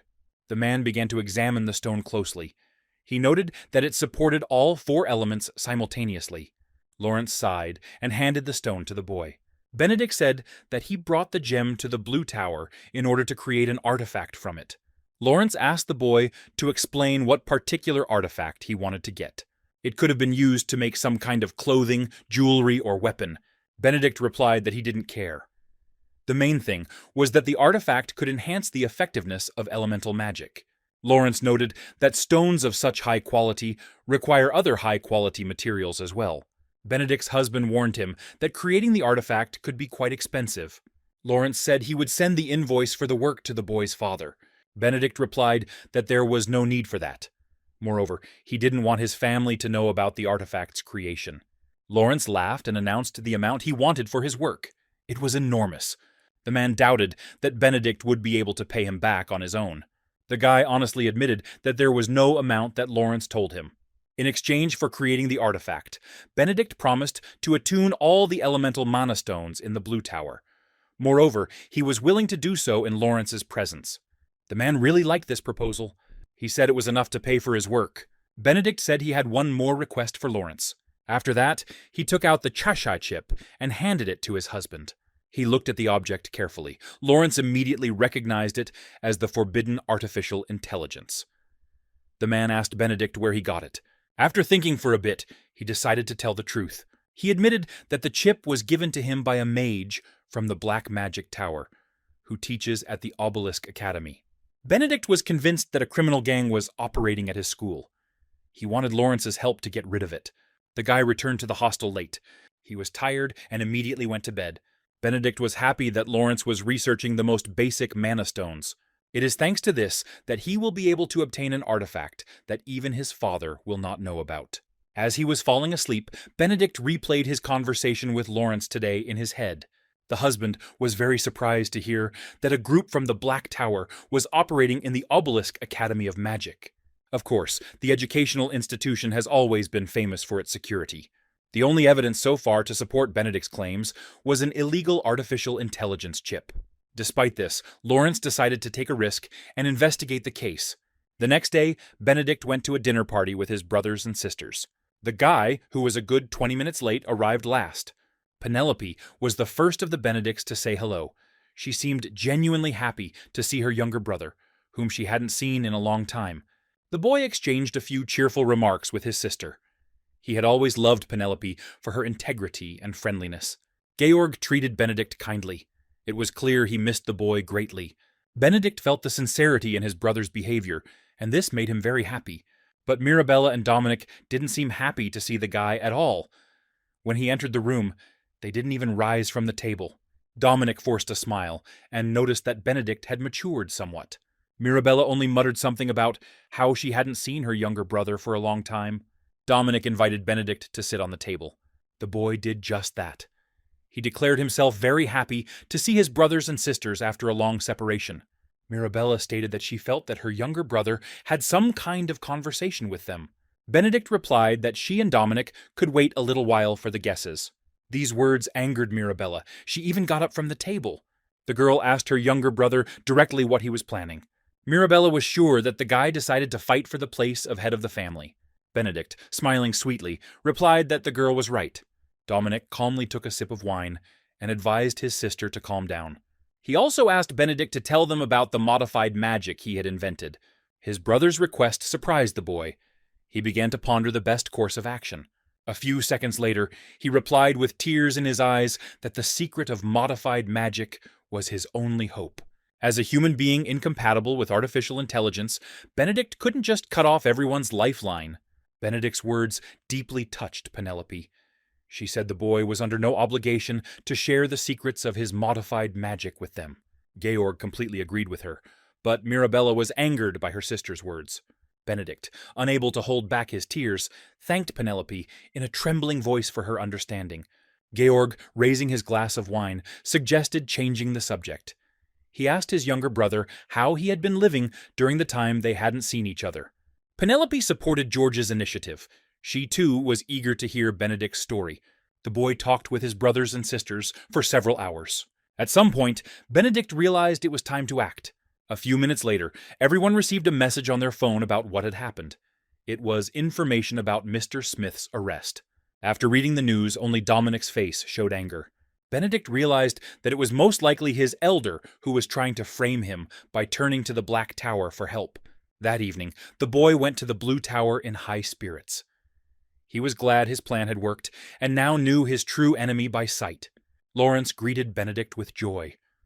Of course, the Blue Tower's reputation had grown considerably, as it seemed as if its representatives had dealt with Mr. Smith. After talking with Lawrence, the guy headed to the dorm. Suddenly, a powerful explosion thundered behind him. Benedict was thrown forward several meters and landed painfully on the ground. The frightened boy tried to comprehend what had happened.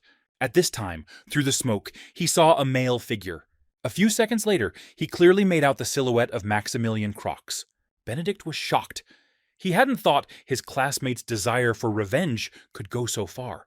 Meanwhile, Maximilian launched a firebomb towards the guy. Without wasting any time, Benedict activated resonance. He quickly created a water shield around himself. However, Maximilian's attack was too powerful. Benedict felt his shield giving way. There was another explosion, this time more powerful. The boy was thrown forward again, several meters. Benedict hit his back painfully against a wooden arch. He realized that he could not completely avoid harm. Meanwhile, Maximilian was gloating. He really wanted Benedict to feel the real difference between them. The young man began calling his classmate the most disgusting names he knew. Benedict could not take his eyes off Maximilian. It was obvious that something was wrong with him. His eyes were bloodshot, and his skin was red. Maximilian looked like he'd taken an illegal drug called Berserker. He could forcefully accelerate the magic circle, but doing so would cause his blood vessels to burst. The most terrible thing was that the person who drank this drug was ready to fight, until he fell dead. Suddenly, Maximilian rushed at Benedict. He tried to restrain his classmate, but it wasn't easy for him. Maximilian's eyes flashed with rage. He wanted to kill Benedict. The young man used a dangerous spell called Flame Infection. Benedict fell to the ground, exhausted. Maximilian grabbed his head and began to scream furiously. It seemed as if some entity had taken up residence within him, literally tearing his body apart from the inside. It took at least 10 minutes for the young man to calm down a little. Benedict realized that Maximilian was currently in a state of emotional instability. He no longer doubted that the young man had taken Berserker. However, Benedict was surprised that Maximilian's strength had increased so much. Clearly, the drug had nothing to do with it. After thinking for a bit, he decided to check something. Gathering all his strength, he rose to his feet and created an air spear. Maximilian clearly didn't expect this from his opponent. Despite this, he managed to dodge the air spear. Moreover, he quickly created a firebomb and was about to throw it at Benedict. But he didn't let him do this, using an airstrike. Maximilian's body was pierced by incredible pain. Suddenly, Benedict realized that his classmate most likely had an illegal Chesh eye implanted in his body. He told Maximilian this directly. He replied that he didn't understand what the guy meant. After this, he tried to attack Benedict again.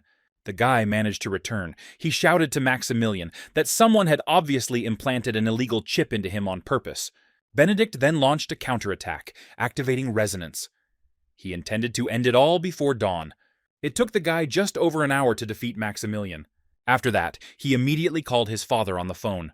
Benedict was sure that Vincent was watching his confrontation with Maximilian. He tried to deny his son's assumption, but Benedict stood his ground. He was alarmed by the fact that there were no people on the street. Only Vincent could have organized such a thing. Sighing, the man said that the boy was right. He really had watched his fight with Maximilian. Then, Benedict lied to his father, claiming that he had mastered the third circle of mana. These words shocked Vincent. He assumed his son had been hiding the third circle of magic from the very beginning. The boy didn't deny it. However, this was, of course, a lie. In reality, he was only using the resonant circle's acceleration to gain a short-term boost. Benedict told his father that he would be in trouble if Dominic and Mirabella suddenly found out that he possessed the third circle of mana. So the boy wanted his father to protect him somehow. Vincent sighed and promised to think about it. He also said he'd send a car for his son now. It would be nice if Benedict spent the night at the family estate. Then the man hung up and laughed cheerfully. He was amazed by his son's self-confidence. Now he was prouder of him than ever before. Meanwhile, a man approached Benedict. It was the uncle of a guy named Stephen. It turns out he was sent to guard his son, Vincent. The man was immediately interested in a small wound on his nephew's cheek. With one touch of his hand, Stephen was able to provide Benedict with first aid. Meanwhile, Dominic in his office could not hide his irritation. Suddenly, he saw a hooded male figure on the sofa. Dominic immediately realized that his uninvited guest was one of the members of the Black Tower. The stranger said that he was very disappointed by the fact that the Blue Tower had interfered in their affairs. Dominic shouted that it was none of his business. The Black Tower representatives had promised to help him, so it turns out they couldn't be trusted. Laughing, the stranger promised Dominic that the money would be returned. Moreover, the Black Tower promised to fix all the problems.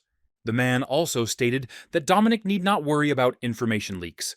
He asked what the Black Tower planned to do with the illegal chips obtained by Benedict and Maximilian. The stranger replied that Dominic should not worry about such things, especially since Maximilian was now incapacitated. Hearing this, the man nearly fainted. In a trembling voice, he asked the Black Tower representative to explain in more detail what he meant. He smiled sweetly and replied that Maximilian, due to the side effects of Berserker, was now little different from a walking corpse. Dominic asked what happened to Benedict. The stranger replied that the boy was slightly injured, but otherwise felt fine. Dominic felt as if someone was trying to talk him into it. He couldn't believe that his younger brother had managed to overcome a classmate who was under the influence of Berserker. The Black Tower representative burst out laughing and said he had more news. He told Dominic about Stephen coming to Benedict's aid. This information alarmed the young man even more. He understood that Uncle Stephen, who was the leader of the teeny gang, was working directly for his father. Dominic realized he had to be extremely careful now. Furthermore, he decided to take a break from Benedict for a while to avoid drawing unnecessary attention to himself. The young man asked the stranger what he should do with the illegal chip that Mr. Smith had given Benedict. The husband replied that Dominic shouldn't worry about this, since the thing had a built-in self-destruction program. Most likely, the chip has already been deactivated and scattered to dust. Dominic had no more questions for the stranger. He quickly said goodbye and left. Left alone, Dominic began to reflect on what had happened. The young man decided to get rid of all evidence that could lead Stephen to him. Dominic was well aware that he had to hurry. A few days later, Benedict was resting in his room at the Obelisk Academy of Magic dormitory. His thoughts revolved around the information Lawrence had shared with him the day before.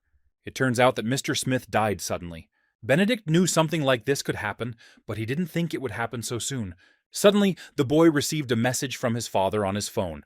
Vincent wrote that the Crocs family, in order to hush up the incident with Maximilian, gave him 43 of the income from the magic stone mines. Benedict was glad it was over. Now he wanted to focus all his attention on the magical Olympics. First of all, he needed to reach the third circle of lies. Benedict decided it was time to take on the next challenge. Without hesitation, he opened the magic book. A golden glow immediately poured out of it. which after a few seconds completely absorbed the guy. Benedict found himself in a strange, empty space. He assumed it was another dimension within the magic book. Suddenly someone called out to him from behind. Turning around, the guy saw a beautiful girl with gray hair and golden eyes. The stranger introduced herself as Beata. She said she was the conductor of the second page test. Benedict was terribly interested in whether the second task would be similar to the first. Beata reported that her page tests mastery of current mana circles. She also added that the details of the trial would be revealed during the trial itself. If Benedict succeeds, pages 32 through 81 would be revealed to him. These pages contain information about the third circle of mana. The guy was surprised by the fact that so many pages could open up to him this time. Of course, he wanted to pass the second test most of all.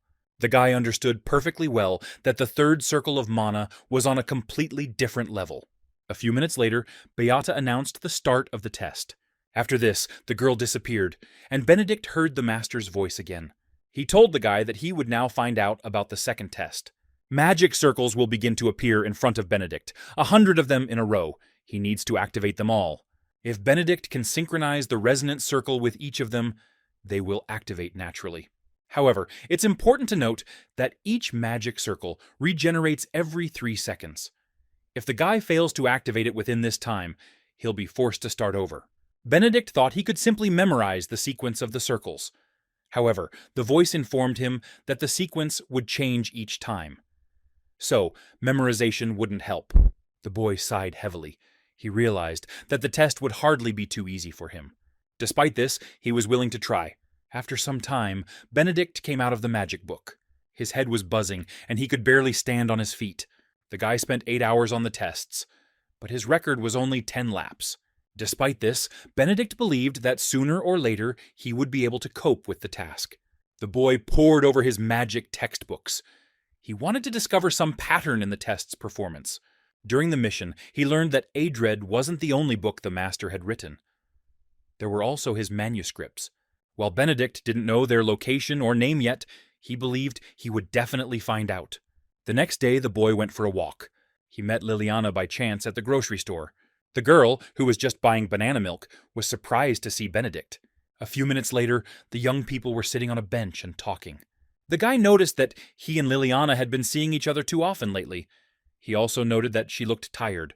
Sighing, Liliana admitted that she hadn't slept all night. The thing is that she was reading a very interesting article until the morning. It was called Possibilities of Technical Implementation of Teleportation Magic. The girl handed Benedict her e-book and advised him to read the article immediately. Unable to refuse Liliana, Benedict began to read. 20 minutes later, he gave the girl the e-book, saying that the article, except for one point, was quite interesting. Suddenly, the guy noticed that at the end of the article, there was a short note that it was based on the analysis of information from his master's ancient manuscripts. After reading this, Benedict became very upset. He asked Liliana who wrote this article. The girl replied that the author of the text was Gabriel Linden. That same day, Benedict tried to find any information about this magic researcher on the internet. However, the guy was unable to find out anything. Neither the age nor even the gender of the mysterious author of the article. Moreover, Gabriel Linden had only written one article. Benedict suggested that he might have been intimidated by the criticism. Suddenly, the guy's gaze fell on the phone. After thinking for a while, he called Lawrence on the phone. Although he was tired, he immediately answered the call. Benedict told Lawrence that he had found something interesting that could be beneficial to both of them. This information, of course, greatly interested the Lord of the Blue Tower. Benedict asked the man to help him find one person. The next day, the boy went to the training hall of the Obelisk Magic Academy. Patrick joined him and tried his best to defend himself from his friend's attacks. This wasn't easy for him. It's clear that Benedict's skill level was growing almost daily. Patrick finally challenged his friend to a hand-to-hand fight. Laughing heartily, Benedict agreed. Patrick immediately rushed at the guy with his fists. However, Benedict intercepted his attack with lightning speed. After that, he quickly threw his friend to the floor. Benedict won this short fight, which he was very happy about. Patrick realized that offering his friend hand-to-hand combat was a very bad idea. Afterwards, while changing clothes, he told Benedict that he knew he was targeting the Magic Olympics. This confession surprised the guy, because he had not told anyone about his plans. Patrick replied that he guessed about the Olympics because he had known Benedict for some time. He also believed that his friend would be unlikely to host the Olympics in its current form. These words left Benedict bewildered. The fact is that the main favorites of the upcoming competition were the magicians of the Fifth Circle. Benedict knew Patrick was right. If he wanted to win the Olympics, a second round of lies wouldn't be enough. Sure, he could temporarily accelerate the second round to third, but that's not enough. To compete on equal terms with the favorites, the guy needs to reach at least level 4. And to do that, he needs to find Gabriel Linden. A week later, Lawrence sent him the address of this mysterious man. Benedict immediately went to the place where Gabriel Linden was supposed to be. The navigator led the guy to a second-hand bookstore where he had been many times. Moreover, this store turned out to be right opposite the Obelisk Academy of Magic. After Benedict was declared incompatible with interactive magic, he began actively studying from books, including used ones. It's possible that Adrid also came from this store. Exhaling, the guy walked inside the store. He was immediately greeted by a salesman. He remarked that he hadn't seen Benedict in a while. Smiling, he also said that he knew that the boy had finally learned to cast spells properly. Benedict laughed heartily. He had always had a great liking for the store clerk. The husband asked the guy why he visited him today. Benedict replied that he hadn't come for books. He wanted to meet Gabriel Linden. The salesman asked the boy how he knew about this man. Benedict told him about the article Liliana had given him to read. He also stressed that it was very important for him to meet with Gabriel Linden. The seller sighed heavily and thought. After thinking for a moment, he promised Benedict that he would arrange a meeting with Gabriel Linden. The young man began to bow, thanking the salesman. The man remarked that Benedict was unlikely to get answers to his questions. These words alarmed the boy. He asked the seller to explain what he meant. Instead of answering, the man ordered Benedict to follow him. They eventually found themselves at a door. The salesman informed them that Gabriel Linden was behind it. The boy's heart began to beat wildly. He felt like he was close to solving a mystery. Behind the door was a bed on which lay a handsome young man with an oxygen mask on his face. The salesman announced that the sick man was his son, Gabriel Linden. Benedict was surprised to hear this. He asked the man what happened to his child. The seller replied that Gabriel had broken the taboo of all wizards. It turned out that the young man had launched a mana circle through his brain, which is strictly forbidden in the magical world. When Benedict heard this, he was seriously scared. Of course, Gabriel was trying to do the same thing as he was. The guy asked the seller why his son was doing something like that. The man replied that Gabriel's scientific work was to blame for everything. The new moon had a choice: prove the validity of its theory or give up halfway. Now the seller understood that he had to try to stop his son at any cost. Benedict felt ashamed for having such a difficult conversation with the salesman, whose own child was on the brink of life and death. The man assured the young man that everything was fine. Moreover, the man understood how strong Benedict's passion for science was. The boy used to search for magical literature in the bookstore every day. In this way, he was very similar to Gabriel. A little later, Benedict asked the seller for permission to look at the literature on which his son was writing his scientific work. The man didn't object. Gabriel's books were currently lying around unused, so it seemed logical to give them to someone who was interested. But the seller had two requests for the guy. Benedict's husband asked him to include his son as a co-author if he decided to continue his research on teleportation magic. He agreed. The seller also wanted Benedict to not even try to channel the mana flow through his brain. He sighed, and so had no choice but to agree. The man then led the boy into the room with books where Gabriel was studying. One book immediately caught Benedict's attention. Some strange magical glow emanated from her. Suddenly, a book fell from the shelf and landed right at the guy's feet, which really scared him. Benedict looked closely at the thing. It reminded him of Idrade. The guy asked the seller to tell him more about this book. The husband replied that Gabriel often carried it with him. Opening the book, Benedict saw the master's familiar handwriting on its pages. It is obvious that she and Idrade had the same author. The guy started asking the seller to let him read this book. He immediately agreed. He allowed Benedict to take everything that was in Gabriel's room. The guy returned to the hostel late in the evening. Sitting down on the bed, he immediately began to compare Idrade with the book he found in Gabriel Linden's room. Benedict felt that the answers to all his questions were just around the corner. Suddenly, both books lit up with a magical glow. The guy was surprised to see this. The book he'd picked up in Gabriel's room opened. Benedict heard the master's voice, declaring that he was bequeathing this item to the rightful owner of Adrade. The guy felt a whirlwind of flowers, candy, and toys pulling him inside the book. The master's voice told Benedict that this book was called Mimir. A few seconds later, he found himself in a cozy library with a fireplace and soft sofas. As he stood up, he felt a gentle touch of a hand on his neck. Turning around, Benedict saw a cheerful blonde girl. The surprised guy asked the stranger who she was. The girl happily introduced herself as Mimir. She was responsible for measuring the Mimir borehole, which was the name of the library Benedict found himself in. Mimir reported that this place was created specifically for those who chose the path of imitating the master. Benedict looked around. He noted that the library looked rather modest. The girl replied that the boy's progress was limited so far. Mimir's well could expand depending on the successor's level. Benedict sighed. Of course, he hadn't even passed the test on the second page. Meanwhile, Mimir informed the guy that they would now see each other very often. She also said she felt Benedict could quickly reach the 5th round. The girl's words amazed the guy. Mimir took some kind of magic book out of the shelf. She handed it to a surprised Benedict, ordering him to read it. Opening the book, he realized that in front of him was the theory of resonance in all its details. Mimir stated that here the boy would find all the information that was not included in Adrade. Benedict was amazed by the fact that the master described everything in detail in the world well. He enjoyed being in this amazing library more and more. Benedict also clearly realized that he would soon be able to deal with the second test. They demanded that he activate 100 magic circles. On his first attempt, the boy only managed to activate 10 circles in 8 hours. Immediately after visiting the Mimir well, the guy managed to activate 79 circles at once. Benedict knew that with some effort he could attempt to pass the second test that night. Receiving the Mimir book before the Magic Olympiad was a real stroke of luck. The next day, Vincent called the boy. Benedict assumed that his father wanted to see him because of compensation after the incident with Maximilian. Entering Vincent's office, the guy was surprised. The man was clearly in a bad mood. He curtly ordered his son to sit down. Benedict complied. Vincent said the boy's contribution to the family business this time accounted for more than half.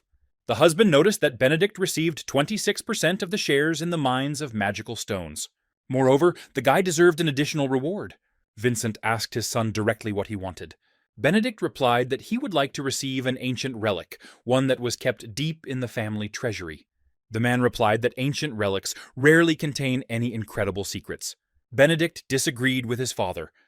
The boy believed that the legends about relics and events described in myths were true. Vincent sighed heavily and declared that believing in such nonsense was sheer nonsense. Despite this, he respected his son's choice. He allowed Benedict to take one item from the family treasury. Hearing this, the boy couldn't contain his joy. He sincerely thanked his father. Vincent asked his son what kind of antique he wanted. Benedict replied that he desired the ancient relic located under the treasury. It was about his master's cloak. An hour later, he had it in his hands. After this, Vincent ordered his son to return to the dorm. Finally, he advised him to focus on training. Benedict went to the dormitory in his father's car. Sitting inside, he reflected on the ancient heirlooms of his family. He was also curious as to whether the master's cloak he received was genuine. After thinking for a bit, he decided to check it out. Taking the cloak from the box, Benedict cried out in surprise. Of course, it was made of purest mana fiber.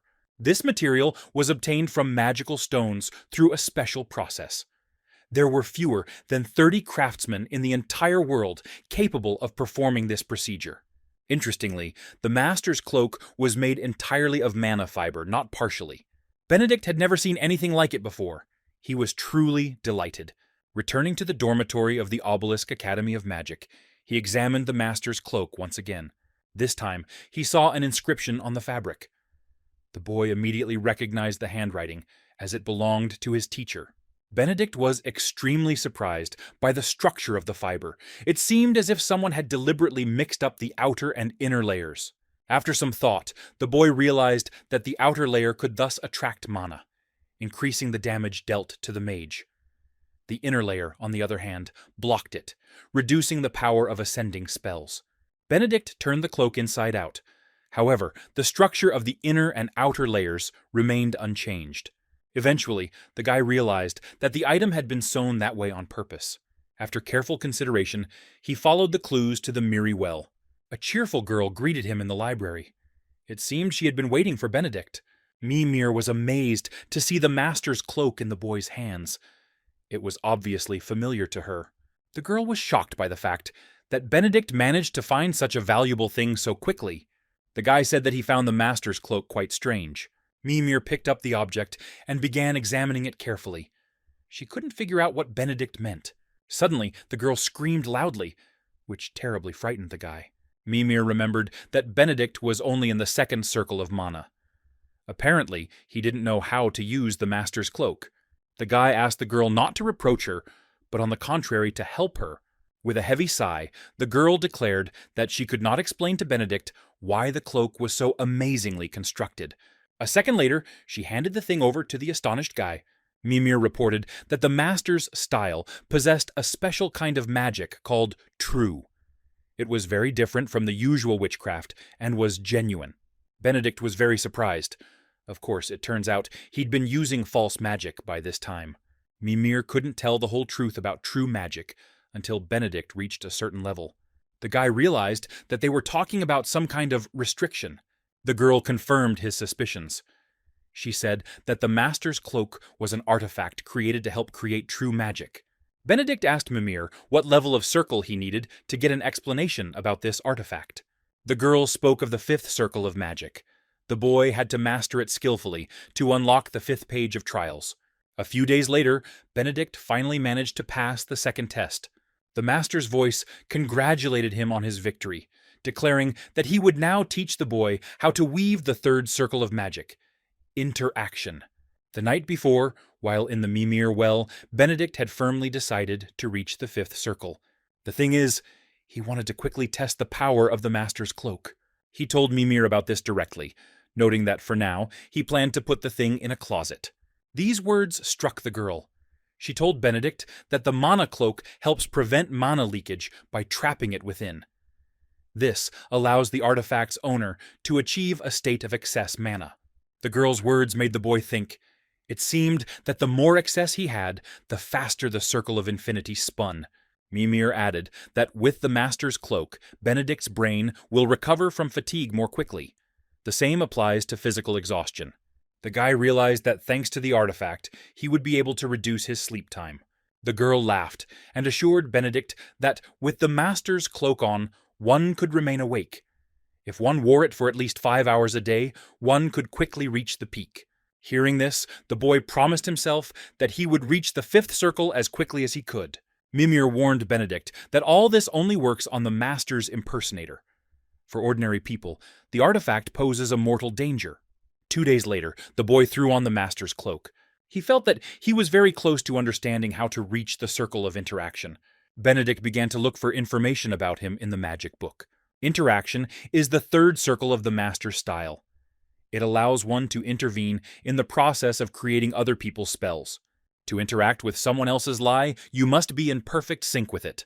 Now Benedict understood why he had to synchronize the circles in the second trial. Thus, he learned to interact with other people's magic. The boy really liked the knowledge he was receiving. He didn't even think that the second test served as a framework for creating the 3rd magic circle. To weave the 3rd magic circle, the Heart's Call circle and the Resonance circle must be in perfect harmony and synergy with the mana surrounding them. Benedict was confident that this time he would definitely succeed. He tried to absorb the abundance of mana in the air and synchronize it into one whole. The boy felt how all the lies he had absorbed found refuge in his body. She felt very cramped there, but she didn't want to go outside. Benedict felt a strong heat in his body. Now the boy was literally burning from the inside. Less than a minute later, everything suddenly ended. Benedict, sweating profusely, felt stronger. Now he possessed the 3rd circle of mana, the circle of interaction. The guy couldn't hide his joy at realizing this fact. Now he was even more determined to become a 5th circle master as quickly as possible. A few days later, Benedict had to undergo a combat survival test. It was a large-scale test conducted on spacious training grounds. The combat exam lasted 32 hours. Each student was given a special assessment artifact. It was a simple test that required the participant to stay in a zone that gradually narrowed over the course of 32 hours. Benedict decided it was time for him to move forward. He understood perfectly well that this test would require him to survive attacks not only from monsters, but also from other students. Furthermore, he also needed to earn points. It wasn't even a few seconds later that a student named Wellington Jr. launched a firebomb at Benedict. He reacted in time and managed to jump back. Without thinking twice, Benedict activated the interaction circle. At that moment, Wellington flew back and, unable to stay on his feet, fell painfully to the ground. The young man couldn't believe that his magical barrier couldn't withstand the power of his opponent. Benedict became rapturously aware of the power of the interaction circle.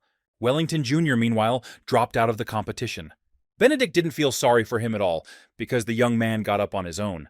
The guy was happy to learn that he had earned 10 points. 10 minutes later, he was surrounded by the dangerous blood wolves. Benedict realized that the monsters had been attracted by the sounds of the recent fight. If the guy were an ordinary student, he might start whining about the unfairness of the fights. But Benedict was one of those who aimed for first place. He was even grateful for all the obstacles. The boy quickly activated the interaction circle and shouted at the blood wolves to attack him. The combat exam was closely watched by judges. They all agreed that Benedict and Liliana were the strongest so far. Among the judges was renowned instructor Jeremy Greenaway. He kept his eyes on Benedict's duel with the blood wolves. Jeremy was genuinely delighted with the boy's magical skills. One of the judges noted that Benedict is currently leading with an incredible result. It was obvious to everyone that if he continued in the same spirit, then victory at the Magic Olympiad was guaranteed for him. Meanwhile, Benedict had completely dealt with the blood wolves. He estimated that he earned about 60 points for this. Suddenly, he felt the ground tremble beneath his feet. A moment later, he fell down. A few seconds later, Benedict landed on the crystals. The boy realized with horror that they were moving. Now, he was on a huge carcass covered in emeralds. Benedict realized that in front of him was a giant emerald turtle. The boy didn't understand where it came from, as it was a rather rare monster. Benedict was ready to fight it. The judges were extremely interested in how the guy would try to defeat the emerald turtle. Most were confident that Benedict would not be able to overcome his opponent on his own. The emerald turtle was a fourth-class reptilian monster, characterized by an incredibly high level of defense. The guy knew that killing this monster could yield a large amount of protein. First, he decided to defend himself from the emerald turtle's attack. For this purpose, Benedict created a magical barrier. But less than 2 seconds passed before the emerald turtle destroyed the guy's defense. The judges weren't surprised by this moment. They understood perfectly well that this monster was beyond the capabilities of a second-year student. But Benedict had no intention of retreating. He attacked the emerald turtle using Flame Volcano. But this was a rare monster that could not be defeated. The guy had no choice but to simply run away from the emerald turtle. Benedict realized that the monster acted so quickly because of the lie in its body. Suddenly, the guy had an interesting idea. Without wasting any time, Benedict quickly strengthened his legs with lies. Then he swung his leg and kicked the emerald turtle in the shell. It didn't work. The monster only became more enraged. Then Benedict created the barrier again. After that, he activated the resonance circle. After a few more seconds, the guy connected the power of the wind. Benedict recalled reading as a child that the emerald turtle has weak tendons for accelerating speed. Therefore, immediately after an attack, it immobilizes itself to withstand the strain on its tendons. The guy realized that now was the time to act. He created an ice spear and launched it towards the emerald turtle. The judges, seeing this, gasped in amazement with one voice. Then Benedict activated the interaction before their eyes. A moment later, the emerald turtle fell dead, a deep wound visible on her stomach. The guy realized that he had defeated this rare monster. For this, he was awarded 1,000 points. Vincent watched his son's every move closely from his home.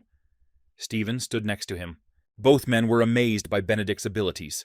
Stephen remarked that he did not understand how his nephew had managed to defeat the emerald turtle using the third circle spell. The man asked Vincent's permission to ask him one question. He didn't object. Stephen wondered why Benedict was acting so brazenly. It was obvious he was further entangling Dominic and Mirabella. Vincent replied that this was his youngest son's way of hinting at his ambition to become the leader of the Mells family. Meanwhile, Benedict lit a fire and cooked himself some food. On the first day of the trials, fighting was prohibited between 11 p.m. and 1 a.m. The boy was glad he'd brought the master's cloak with him. Of course, with it, he could cope with fatigue. But first, Benedict decided to have a proper meal. An hour later, he heard a rustling in the bushes. A moment later, Liliana and Patrick came out to him. Benedict invited them to the fire. He was curious why the young people were wandering through the forest together. Liliana replied that she and Patrick had met by chance. He claimed that she had brutally beaten him. Then, the young people began to ask Benedict to treat them to food. The guy didn't want to do it because it was his prey. But Liliana and Patrick didn't calm down. They were obviously very hungry. Benedict had no choice but to allow the young men to enjoy his food, especially since he himself was already full. Liliana and Patrick, having received permission, screamed with joy. The next second, they began to fill their mouths with food. Suddenly, Liliana thought she was eating honey bear meat. It was a monster that lived in the forest. Its roasted meat was particularly tender. Benedict didn't confirm the girl's guess. Liliana was surprised, as only the meat of the two local monsters was edible. One of them was honey bear, the other was emerald turtle. If Benedict didn't kill the first one, that meant he had dealt with the second one. Smiling, the boy admitted that he had dealt with the emerald turtle. Patrick nearly choked on his piece of meat upon hearing this. He was very curious about how Benedict had managed to defeat such a rare monster. Liliana couldn't believe that a third circle mage was capable of overcoming the emerald turtle. Benedict claimed to have used the flame volcano. After that, he demonstrated the full power of this skill. Liliana and Patrick were very surprised to realize that this was about third circle magic, which Benedict had modified to the sixth. On the second day of testing, the survival zone's radius shrank. Only 4 participants remained. Benedict, wandering through the forest, felt someone's presence. He immediately began to launch the wind spears in the direction from which the danger was flying. A moment later, a student named Marcus Levi appeared before the boy. This young man specialized in close combat. He tried to attack Benedict, but he dodged in time. Marcus brazenly told the guy that this was why he hadn't been able to meet him. The young man's words made Benedict laugh. He prepared to fight. The boy remembered how he had previously been fascinated by Marcus's skill. He liked the way he managed to charm his body. Among the sophomores, Marcus Levi was considered one of the best fighters. He was an expert in body charm. Benedict understood perfectly well that the young man was not the kind of opponent that interaction could help him fight. That's why the guy decided to use his fighting skills. Marcus appreciated Benedict's honest, direct confrontation. A few seconds later, the duel began. The judges watched him closely. They were intrigued by the fact that both new moons activated the body's enchantment magic. However, most were certain that Marcus was the favorite in this duel. The thing is, the new moon's fighting skills were superb. In fact, Marcu even won youth national competitions using charm. Yet no one knew Benedict's true potential. Clearly, the boy had the potential to surprise everyone. At some point, Benedict activated the demon eye. Thanks to this, he saw the streams of Marcus's lies, which were concentrated in his fist and immediately redirected to his knee. Benedict decided to try to use the barrier to pin his opponent. Marcus was amazed by the boy's actions. He had never seen such magic. Benedict then channeled mana into his fist. A second later, he fired it at Marcus with all his might. But Marcus managed to defend himself. Benedict realized that this time he had a very serious opponent. Marcus attacked next. The guy barely managed to jump back. Benedict noted that, among other things, his opponent had very good combat intuition, but he clearly lacked common sense. The boy understood that if he disguised the flame throw as a power attack, Marcus's arms would suffer serious damage. But Benedict didn't want to resort to such a vile method. Instead, he hit Marcus with his knee. He literally screamed in pain. Of course, Benedict had obviously broken his rib. Marcus mustered all his willpower and prepared to attack his opponent. However, Benedict reacted in time and struck first.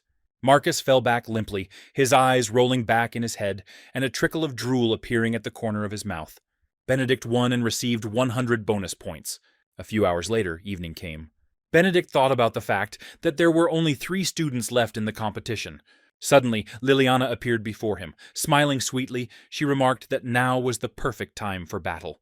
Meanwhile, Dominic and Mirabella could not hide their anger and irritation at the fact that their younger brother was left in the final round of the trials. Mirabella was especially angry. Without mincing words, she cursed Benedict with all her might. The girl was afraid that her younger brother might again become the heir. Dominic advised Mirabella to calm down, but the girl did not understand how one could remain calm in such a situation. Then Dominic threatened his sister that he could give orders. Mirabella's demeanor immediately changed. She promised her older brother she would behave politely. Of course, she was terrified of Dominic's wrath. He sighed and said that he would do everything to prevent Benedict from becoming the head of the Mells family. Meanwhile, Liliana created the Moonlight Ball. This time, she was confident of victory. Specifically before the competition, she replayed all her battles tens of thousands of times. Liliana had no intention of giving Benedict even a chance to counterattack. A moment later, a whole barrage of moon balls rained down on the guy. Benedict noted that the number of charges from Liliana was now significantly greater than during the first examination tests. The girl was confident that she was now superior to her opponent in terms of strength and effectiveness. However, Benedict managed to fight off the magic balls. The boy also realized that Liliana had mastered the fourth circle of mana. Without thinking twice, he quickly created ice needles. The girl admitted that she mastered the fourth circle of magic a few days ago. Among other things, she mastered the skill Vision with the Heart. Benedict was amazed when he realized this. The thing is that it was a very secret magic of an ancient family. It was detection magic, similar to the red eyes of Lawrence, the owner of the Blue Tower. Liliana currently combined the strengths of divine guardians, such as range, power, and variability. She also possessed heart vision. Clearly, she was a formidable opponent for Benedict. The boy even thought that Liliana now looked like a real monster with a human face. However, Benedict had no intention of giving up. Liliana, meanwhile, fired a new volley of moonballs. Benedict didn't lose his composure and quickly activated the demon eye. Thanks to this, the guy was able to calculate his next steps in less than a second. Liliana's magic bullets deviated from their course just before hitting their target. This greatly confused the girl. She couldn't understand what trick Benedict had used to do this. The guy was quite amused by Liliana's reaction. He told her that she was celebrating her victory too early. At the Mells family estate, Vincent and Guillaume, Liliana's father, watched the young men's duel closely. Vincent was proud of his youngest son's use of magic. Guillaume, however, was already on his fourth glass of wine, clearly expressing despair. The man couldn't believe that some spell was capable of changing the trajectory of magical charges in such an unusual way. Guillaume asked Vincent if Benedict had told him in the meantime. The husband replied in the negative. Liliana's father found it strange that the boy could hide something from Vincent. He smiled and said that over the last year, Benedict had grown into a terrible, impudent fellow. Now the boy had more secrets for his father than revelations. Guillaume sighed and noticed that Benedict had changed terribly while being away from home. Vincent said his youngest son was simply not compatible with artificial intelligence. In his previous fight with Liliana, he won not by superior skill, but thanks to strategy and technical execution. People began to analyze information about Benedict and immediately exposed his weaknesses, after which they began to talk about his inevitable and imminent defeat.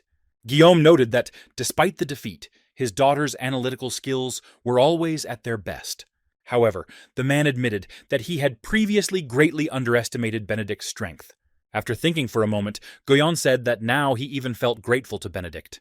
The thing is, when Liliana lost her purpose in life, her eyes stopped reflecting happiness, inspiration, and emotion.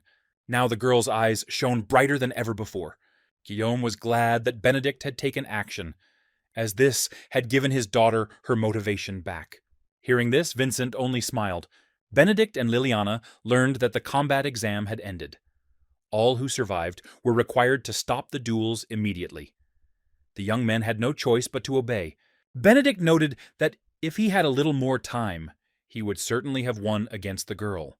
To this, Liliana only laughed, declaring that she had the advantage in the duel. The next day, the young people met in the dormitory of the Obelisk Academy of Magic in Patrick's room.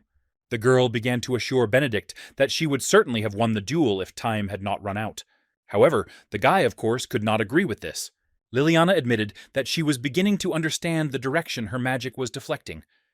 This meant she could figure out Benedict within 5 minutes. The guy replied that during this time her brain would have boiled, and she would have certainly lost. Patrick overheard this conversation. The young people's behavior irritated him. Finally, he couldn't take it anymore and asked them to either shut up or go to another room. Liliana and Benedict, in turn, asked Patrick not to interfere in their conversation. Tears welled up in the young man's eyes. Of course, he'd invited his friends into his room not to quarrel, but to watch the recording of the fight. To do this, he even bought pizza, sweet soda, and banana milk. Patrick was very upset that the young people turned out to be so ungrateful. Liliana and Benedict felt ashamed in front of each other. The recording lasted 14 hours. Patrick even fell asleep towards the end. Suddenly, he started talking in his sleep, remembering some monsters. This made Liliana laugh a lot. Benedict was surprised to see the girl in a good mood. Liliana sat up and covered Patrick with a blanket. Afterwards, she returned to Benedict.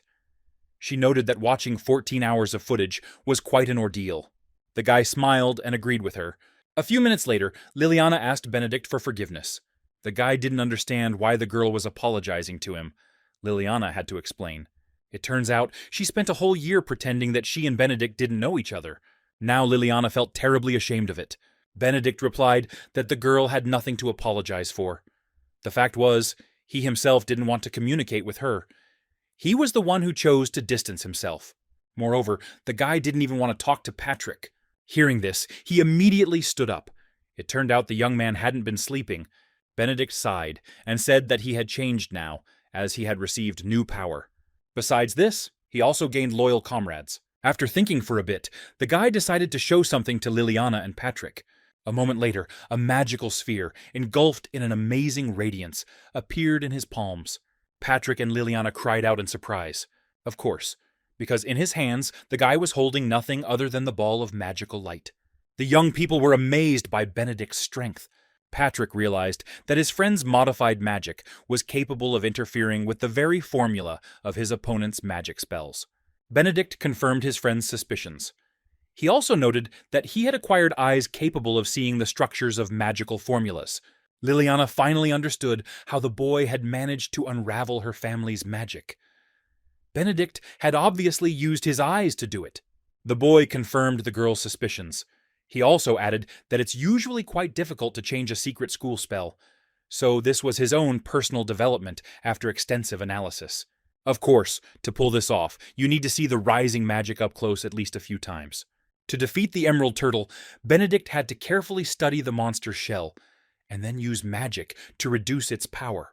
Patrick screamed that his friend was a monster himself. Liliana realized that in order to interfere with the opponent's spell structure, Benedict would have to fully understand its formula. That was precisely why he had been unable to do anything during their first encounter. He laughed cheerfully and replied that Liliana was right. In the previous confrontation, the girl focused solely on her moonlight orbs. Thanks to this, Benedict was able to calculate their formula. If Liliana had used any other magic, it would have been much more difficult for the guy. The girl sighed heavily. She had no idea that using only moonlight bullets had been a fatal mistake on her part. Liliana asked Benedict if his lies had any weaknesses. He replied that calculating attribute mana was quite difficult for him. The guy could only interfere with the magic that happened right under his nose. In a real fight, such luxury might not be possible, so in most cases, the trajectory won't change. Liliana was interested in whether Benedict could turn the magical charge 180 degrees and return it back to his opponent. The guy replied that he definitely wouldn't have enough time for that in a real fight. The girl remarked that it would be really cool to be able to reflect spells. Patrick believed that even without this skill, Benedict's magic was simply amazing. The young man didn't like his friend openly discussing his skills with Liliana. He told the boy so directly. Benedict told Patrick not to worry. He also reminded his friend about the upcoming Olympics. The boy wanted Patrick and Liliana to compete with him at this competition. The young men were amazed when they heard this. Patrick looked especially embarrassed. He sincerely believed that his strength was insufficient to compete in a competition as high level as the Olympics. Moreover, getting into these competitions from the academy could be quite problematic. Benedict told his friend not to worry. The guy promised that he would do everything to ensure that Patrick took part in the Olympics. Liliana smiled. She wouldn't mind competing on Benedict's team. The girl was interested in whether the guy had any other trump cards that she and Patrick hadn't guessed about. Benedict smiled slyly and nodded his head affirmatively. That same night, returning to his room, the boy put on the master's cloak and picked up the magic book. Without wasting any time, he set off for Mimir. The girl noted that Benedict arrived a little later than she expected. The boy proudly informed her that he had won first place in the exam. He added that the points he received for defeating the Emerald Turtle had decided everything. Benedict also revealed that he invited Patrick and Liliana to join him at the Olympics. He noted that he told friends about the interaction. Mimir didn't like this news. The girl thought Benedict had acted too hastily. However, the guy hastened to calm Mimir. The point is that he has mastered interaction to perfection. Mimir was amazed. She called the guy unsurpassed. Benedict chuckled. After thinking for a moment, he asked the girl to find him a book of the destruction level. He was certain it was time for him to reach the third magic circle. The next day, Benedict received a phone call from Lawrence. The Lord of the Blue Tower congratulated the boy on his victory over the Emerald Turtle. The man was also interested in how Benedict managed to change the trajectory of the moon balls during the battle with Liliana. The guy apologized and replied that he couldn't share the secrets of his magic yet. Lawrence laughed cheerfully and said that he understood Benedict, so he would not press for an answer now. Moreover, any magician had the right to his secrets. However, Benedict's magic was too interesting, so Lawrence hoped to figure it out himself. The Lord of the Blue Tower added that he actually called the boy because of the elemental gems. Lawrence was convinced that now was the time to up the ante. Benedict's hands literally shook with excitement. Of course, he was about to receive his long-awaited artifact. After thinking for a bit, the guy said he had one more request for Lawrence. He assumed that Benedict wanted to talk to him about compensation for Maximilian. The boy objected. He had another request for the Lord of the Blue Tower. Lawrence was intrigued. He declared that he was listening attentively to Benedict. The guy said he would like to join the national team of engineers. The next day, Benedict told Mimir that he was to fight the owner of the fifth magic circle. The girl was surprised to hear this. The young man explained that the Blue Tower's ruler had made this condition in exchange for the boy becoming a member of the national engineering team. Among other things, Benedict had to understand that the fifth circle of magicians would be participating in the Olympics. Mimir sighed and said that the guy would hardly be able to defeat sorcerers of that level now. Benedict replied that Lawrence had given him 10 days. Mimir asked if he planned to take any measures and prepare for the fight during this time. Benedict answered affirmatively. It turned out he already had some ideas on this matter. Mimir remarked that the Blue Tower must have been an incredible place if the boy was willing to take such risks for her. Benedict replied that currently only the Blue Tower's engineers knew how to tune elemental mana gems. Mimir finally realized that differences in artifact tuning could influence victory in competitions. Suddenly, the girl asked Benedict when he planned to start the third page of tests. The boy replied that he first wanted to learn all the books that Mimir had prepared for him. The girl smiled. She really liked Benedict's mood. She asked the guy to say hi to someone when he started the third test. Benedict was curious about who exactly Mimir was talking about, but the girl replied that for now, it was a secret. If she tells everything now, then what happens next won't be so interesting. That same evening, a celebration took place at the subsidiary company of the House of Magicians. A large number of influential guests attended the event. A smiling Dominic greeted everyone. No one doubted that he would become the next head of the Mells family. Dominic endeared himself to people because he was smart, handsome, and kind. He also had a pleasant, low voice and a good sense of humor. All the guests at the House of Magicians sincerely believed that bright times awaited the company with such a wonderful future leader. At some point, a young man named Willy Wong appeared among those present. He was known for his brashness and sharp tongue. Dominic immediately became wary. Willy started talking about the broadcast with Benedict, where he defeated the Emerald Turtle. The young man believed that only a genius could defeat such a powerful monster. Then Willy remembered the incredible duel between Benedict and Liliana.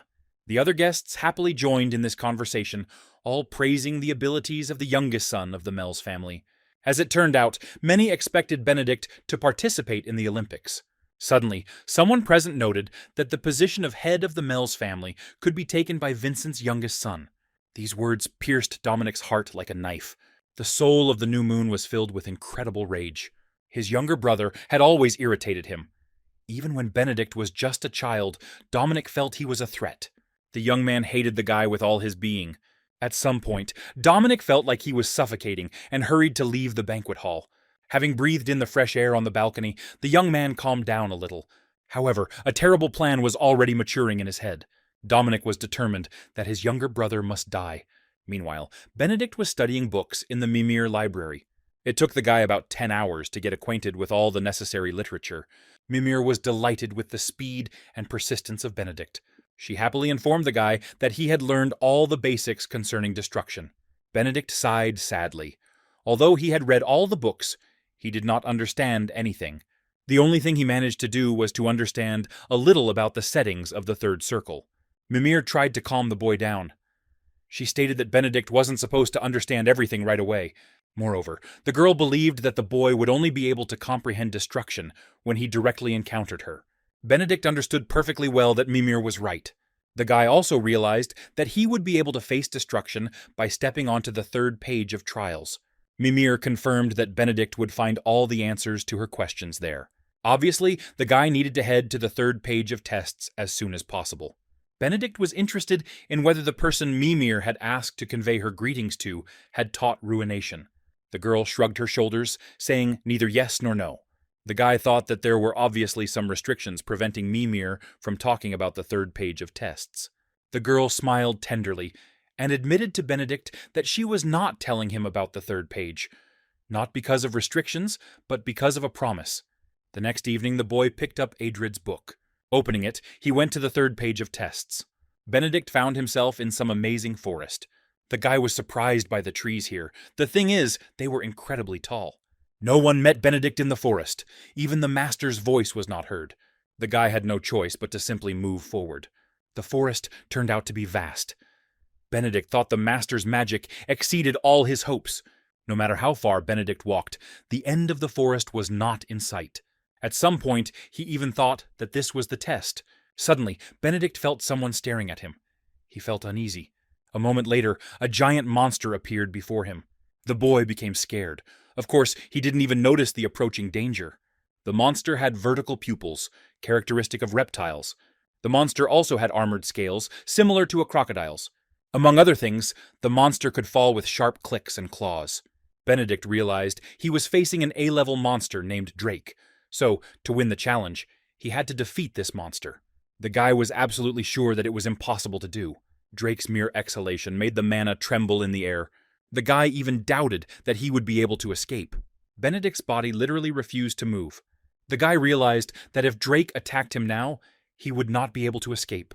But for some reason, the monster did not approach Benedict. This surprised the boy. At the same time, he began to hope for salvation. Benedict realized that some force was stopping Drake from taking action. Suddenly, a beautiful woman with green hair appeared in front of him. She informed the young man that he had passed the test. Benedict felt himself moving again. He asked the stranger who she was. The woman smiled and introduced herself. Her name was Helen Greenwood. She was the forest's guardian and a longtime friend of the master. The guy couldn't take his eyes off Helen. The woman simply amazed him with her unearthly beauty. She told the guy that she was going to kick Drake out. Helen really appreciated that the monster didn't dare set foot on her land. Therefore, the woman was ready to forgive him and let him go in peace. However, Drake didn't budge. Then Helen declared that the monster would be punished for its disobedience. At that very second, the monster's body was covered with bloody wounds. Benedict was amazed, because he had not heard Helen say any spell. Meanwhile, the woman again ordered the monster to get away. This time, Drake obeyed. He turned and wandered off in his direction. Benedict noticed that the wounds on the monster's body had disappeared. The guy was surprised that Helen wasn't afraid to go up against an A-class monster. The woman asked Benedict if he was okay. He answered in the affirmative. He was grateful to Helen for saving him. The woman smiled kindly and beckoned Benedict to follow her. The boy obeyed and followed Helen. Very soon, they found themselves at a giant tree with a front door. Benedict guessed it was the woman's home. Upon entering, Helen immediately made the boy some herbal tea. She assured Benedict that the master himself adored this drink. The woman also noted that the tea would make the guy feel much calmer. Without wasting any time, an intrigued Benedict took a sip of the herbal drink. At that very moment, his thoughts cleared up. This surprised the boy. Helen, noticing Benedict's reaction, only laughed cheerfully. Not a minute had passed before he had drunk every drop of tea. The woman asked him if he liked the drink. Benedict nodded, declaring that he had never tasted better tea in his entire life. Helen asked if the guy felt a little better morally. The guy hesitated. He was ashamed that he had shown himself in a less than stellar light. The woman tried to reassure Benedict. She believed there was absolutely nothing to be embarrassed about. The fact that the guy didn't give in to Drake's face was amazing. Benedict remembered that he couldn't even move when he saw the monster. Helen noticed that Drake, being the master of the forest, never entered her territory. However, this time it was obviously very difficult for him to resist. The woman was convinced that the pure, concentrated lie that Benedict carried within himself was a real delicacy for the monster. Moreover, Drake's hunger even supplanted his fear of Helen. The woman asked the guy if he had any other questions for her. Benedict asked Helen if all this was really in the middle of the magic book. According to the guy, the scale of the territory was on a completely different level compared to the previous page of tests. The woman replied that the place where they were now was between the 214th and 232nd pages of the magic book. Suddenly, a realization struck Benedict. Drake was not real, but created using magic. Helen stated that the monster, while not entirely real, was not considered entirely false either. The fact is that the space where Benedict now resided was created from past memories. The woman explained that it was a copy of the real world. That's why it couldn't be called either real or fake. The guy couldn't understand how this was even possible. Helen replied that she didn't know all the details. The only one who understood this magic was the master himself. The woman was convinced that when Benedict, having reached the level of his teacher, would understand everything himself. Helen said that the master created this space to transmit some magic to the boy. When Benedict heard this, his heart beat faster. He asked the woman what kind of magic exactly she was talking about.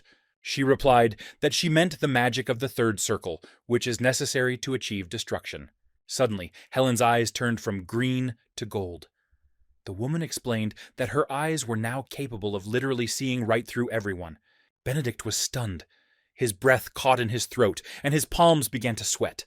Helen said that only Mater and Benedict himself can fully control the magical eyes. As it turned out, the master had asked the woman to awaken the boy's magic. That's why Helen was still there, albeit as a recording. At the same time, Vincent and Stephen were riding in the same car. Benedict's father asked his brother to report to him everything he had learned. Stephen said that Mirabella, strangely enough, took no steps to eliminate Benedict. Clearly, she was severely constrained by the decree of the head of the Mells family. Most likely, the young woman acted cautiously, realizing that her younger brother was being watched by Vincent's men. The husband asked Stephen to tell him about Dominic, who worried him the most. As it turned out, Vincent's eldest son didn't do anything suspicious either. The man thought that Dominic and Mirabella had obviously finally learned to separate the private and the public. Despite this, Vincent asked Stephen to continue to watch over Benedict and his other children until the protective period wore off. But he said that he had to tell Vincent something. Since the information was classified, Stephen used a protective barrier. After this, the man claimed that someone from the Mells family had colluded with the Black Magic Tower. All the elders who were not happy with Benedict's return came under suspicion. There were also doubts regarding the high-ranking officials of the House of Magic branches. There were 32 of them in total. Vincent was amazed when he heard this information. Stephen added that no direct contact with the Black Tower had been recorded. Vincent noted grimly that the suspects still needed to be checked. Stephen handed the man a tablet, the screen of which displayed 5 faces. These were the faces that raised the most questions. Vincent looked closely at the suspects. After a long pause, he told Stephen that he would deal with them himself. Meanwhile, Helen was training Benedict's magical eyes.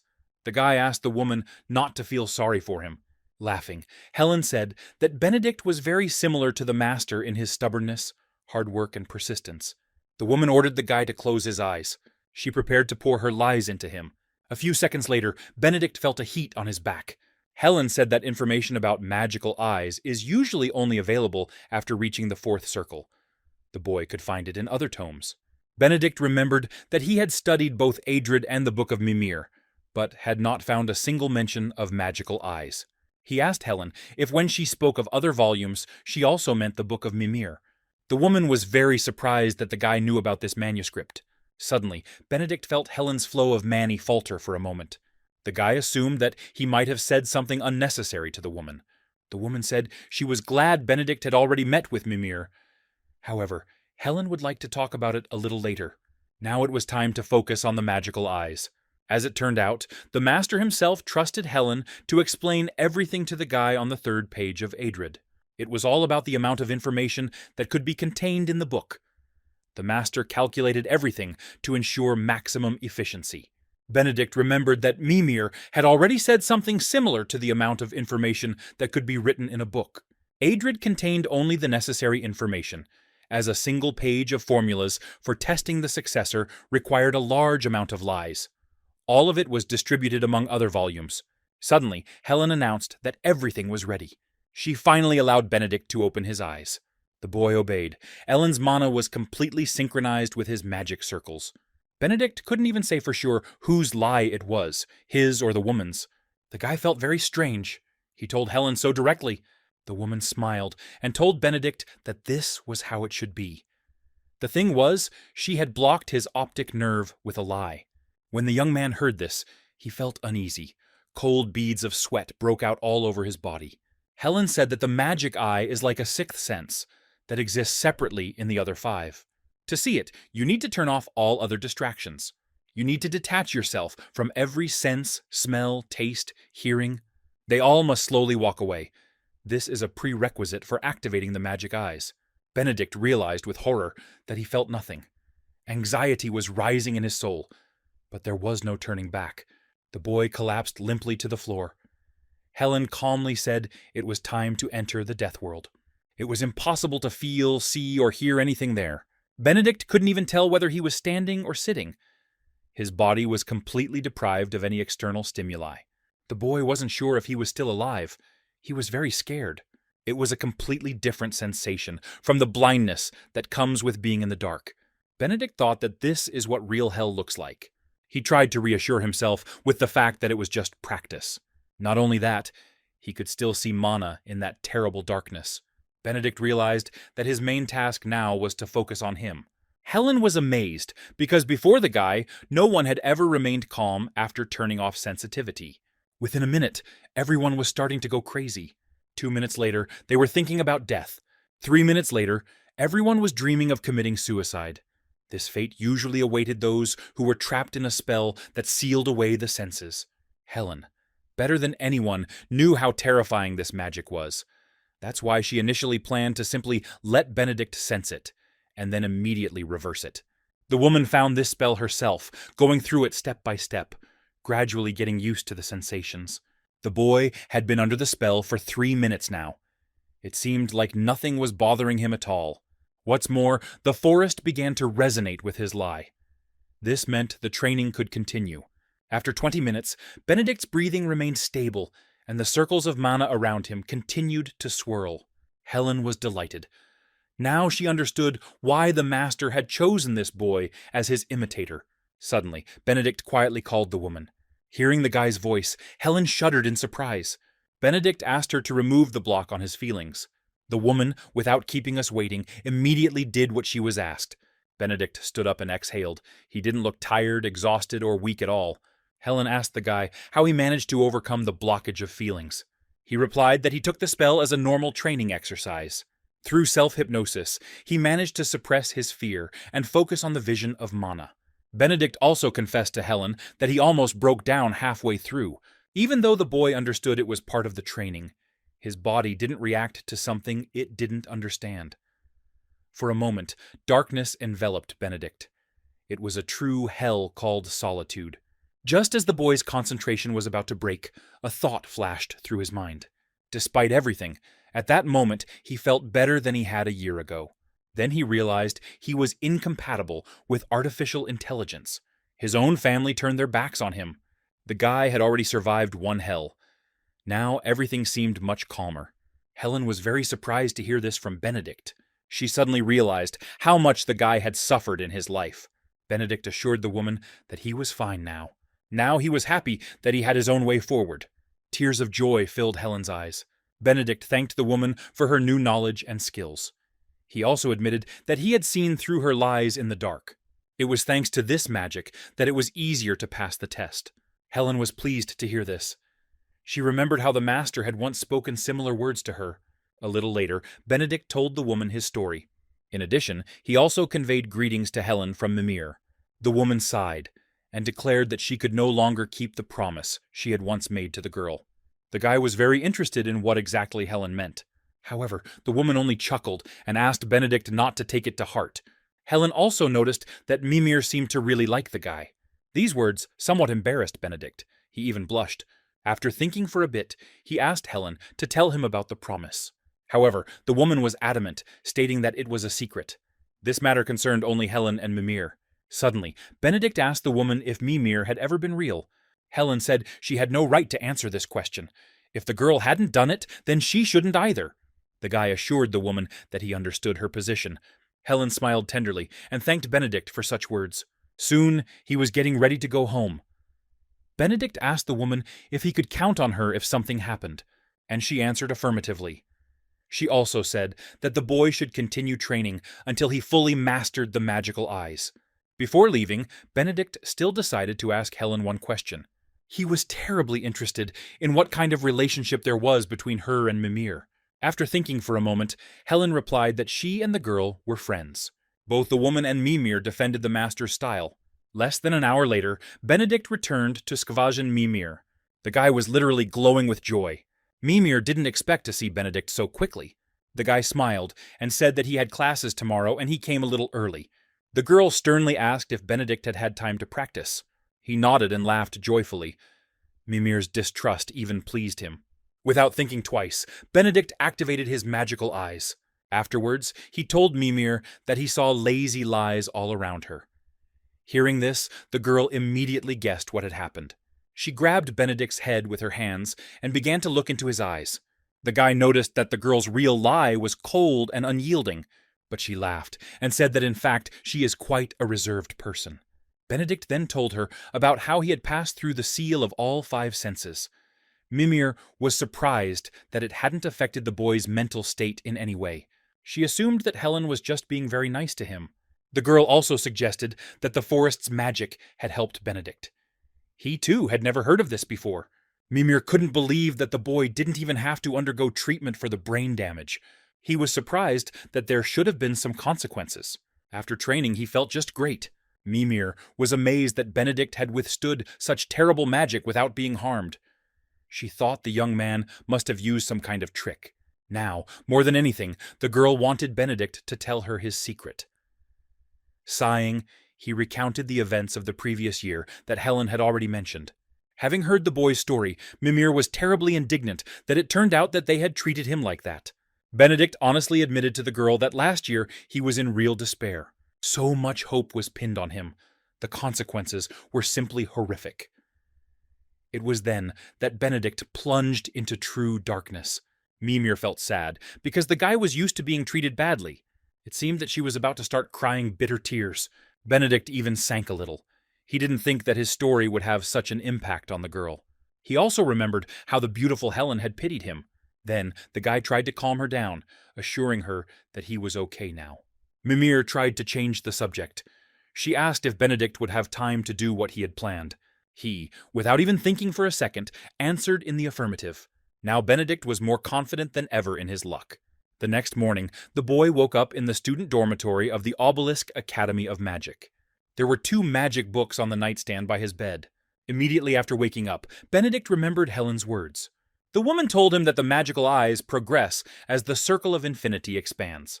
In the first circle, the mage sees only the color of mana. In the second circle, he can discern the structure of magical formulas. In the third circle, he can see the very essence of the spell. Benedict understood that in order to master all of this perfectly, it was necessary to learn to see mana at its first alarm. The guy decided to try to expand the scope of application of the magic eyes. Why was Benedict convinced he could succeed? Suddenly, he received a message from Lawrence. The boy has already been assigned an opponent for the 5th circle of magic, 30-year-old Bradley Harper. For the next few minutes, Benedict studied the face of the man he would soon be competing with. On the same day, the guy went to the Obelisk Academy of Magic. There, he personally conducted a training session for two friends. At some point, Patrick got tired and just started watching the duel between Liliana and Benedict. However, the girl did not even plan to give up. Time after time, she attacked Benedict, using every magical technique she knew. However, the boy skillfully fought off Liliana's weapon. The girl asked Benedict if Lawrence had really sent him a strategy guide. The boy didn't respond right away. First, he counterattacked Liliana. Only after this did Benedict confirm that Lawrence had sent him not just a photo of his opponent, but a full-fledged manual. Liliana tried to fight off the guy's new attack. She couldn't understand why they were giving her so much information. Benedict replied that he himself did not understand the hidden motives of the Lord of the Blue Tower. Moreover, he hoped that Liliana would have some guesses on this matter. Benedict helped the girl up after his latest attack. She asked to look at the data Lawrence had sent him. After examining Bradley Harper's profile, Liliana was convinced that this was a genuine strategy guide. Patrick was also eager to see this data. However, Liliana and Benedict ignored their friend. After thinking for a bit, the girl finally put forward her assumptions. In her opinion, the Lord of the Blue Tower had his own interests in this matter. Benedict sighed heavily. He was inclined to believe Lawrence simply wanted to even the playing field. Patrick wanted to put in his 2 cents, but the guy interrupted him. Benedict stated that the break was over and training should continue. Patrick was upset to hear this. The thing was, he was already very tired. Suddenly, he heard a loud explosion behind him. For a few seconds, his ears even stopped. Turning around, Patrick saw that Liliana and Benedict had started competing again. The young man reminded them that they were in the Academy of Magic, so they should be more careful. That evening, Liliana returned to the dormitory very late. After the workout, she felt exhausted and could barely move her legs. It is not surprising that, finding herself in her room, the girl immediately fell onto the bed. Liliana thought it would be a good idea to at least change her clothes before going to bed, but the fatigue was stronger. Liliana closed her eyes. Suddenly, a thought about Benedict flashed through her mind. She realized that the boy's moonballs were now much faster and stronger than hers. An excited Liliana immediately opened her eyes. She was very upset that, despite working so much, she still hadn't caught up with Benedict. Liliana promised herself that she would try even harder. She didn't want to give in to Benedict at any cost. The girl got out of bed and ran to take a cold shower. After that, Liliana planned to watch the workout video again. Meanwhile, Benedict used Idrid's book. Through it, he moved to the magical forest. There he met Helen again. The woman was glad to see the boy. She noted that, in her observations, Benedict had become completely accustomed to seeing lies. The guy nodded, confirming that now he could see lies literally at any time. Smiling gently, Helen suggested that Benedict move on to the next training session. Now the guy will need to use his magical eyes to observe the woman's magic. By observing properly, Benedict will be able to understand the essence of magic and will begin to see the weaknesses of spells. This information surprised and at the same time intrigued the guy. Helen assured him that every spell has a weak spot. It should be used to cause the magic to break and dissipate. The woman solemnly proclaimed that this technique was the basis of destruction. Benedict was stunned.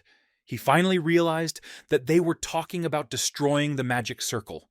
Destruction is the work of the magical eyes to the maximum, to nip magic in the bud. Helen ordered the guy to try. She was convinced it would work out very quickly. Benedict didn't need to be told twice. He exhaled and collected his thoughts. After a few seconds, the guy confidently extended his hand forward.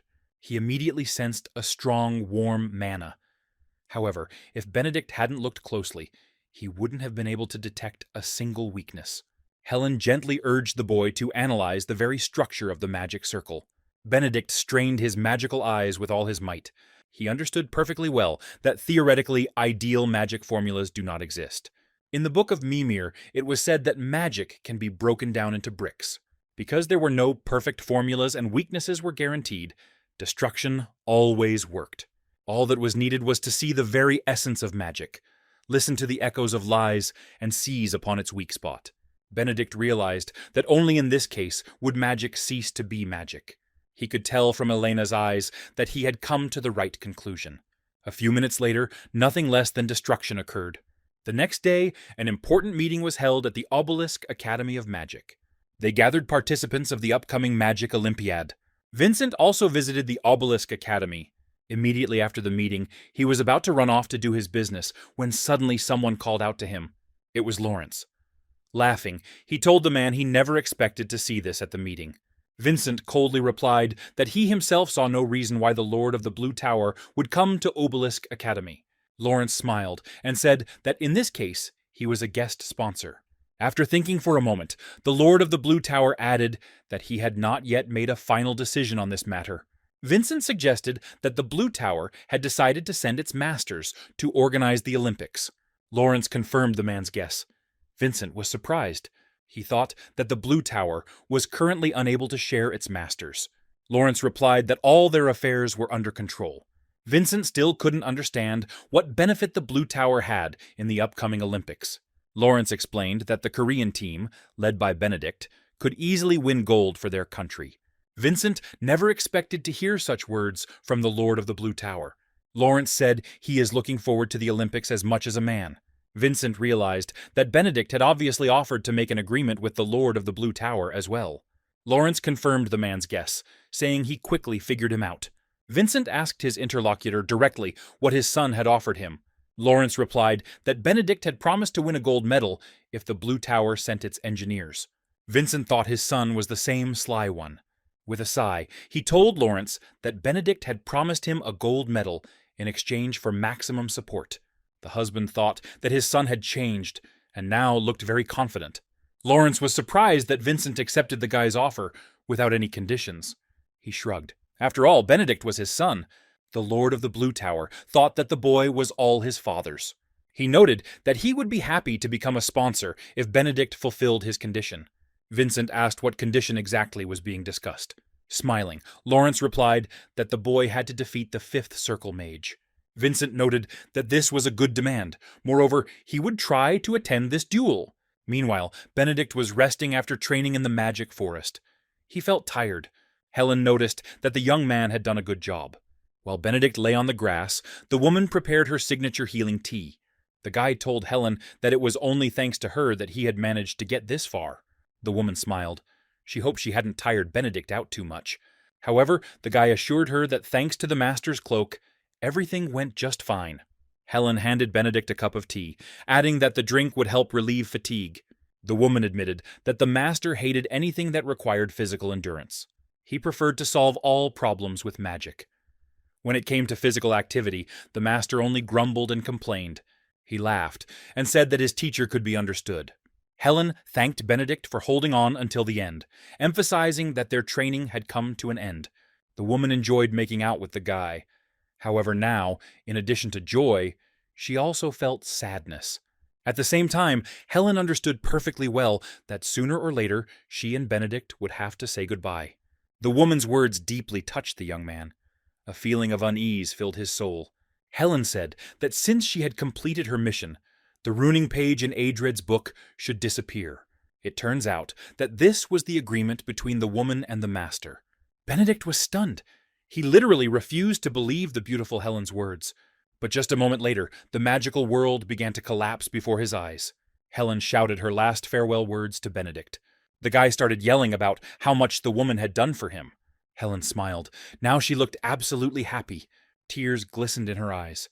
Her only regret was that she would never see the guy again. Benedict tried to hold Helen back, but it was impossible. Taking the boy by the hand, the woman asked him to take care of Mimir. A second later, Helen's hands turned to mist. A moment later, she herself melted away. Benedict felt moth torment and terrible sadness.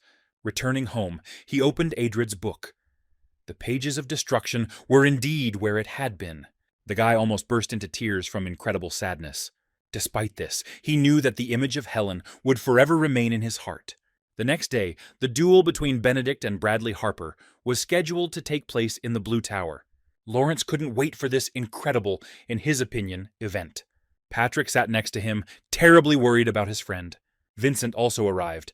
He asked Lawrence if he even believed in Benedict's victory. The Lord of the Blue Tower only shrugged and laughed loudly. Liliana was now on the podium, assisting Benedict. Patrick wished she would come to them as soon as possible. Then he wouldn't feel so awkward in the company of Lawrence and Vincent. However, Liliana was clearly in no hurry to leave the guy. Lawrence noted that they have a very interesting fight ahead of them. The fact is that Bradley Harper had no doubts about his victory. Vincent, oddly enough, did not have high hopes for his son. He bet no more than 2% on his victory. Lawrence noted that the man's position was quite cruel. The Lord of the Blue Tower decided to ask Patrick's opinion about the upcoming duel. The young man was confused, but decided to answer honestly. He looked closely at Benedict, who was warming up before the fight.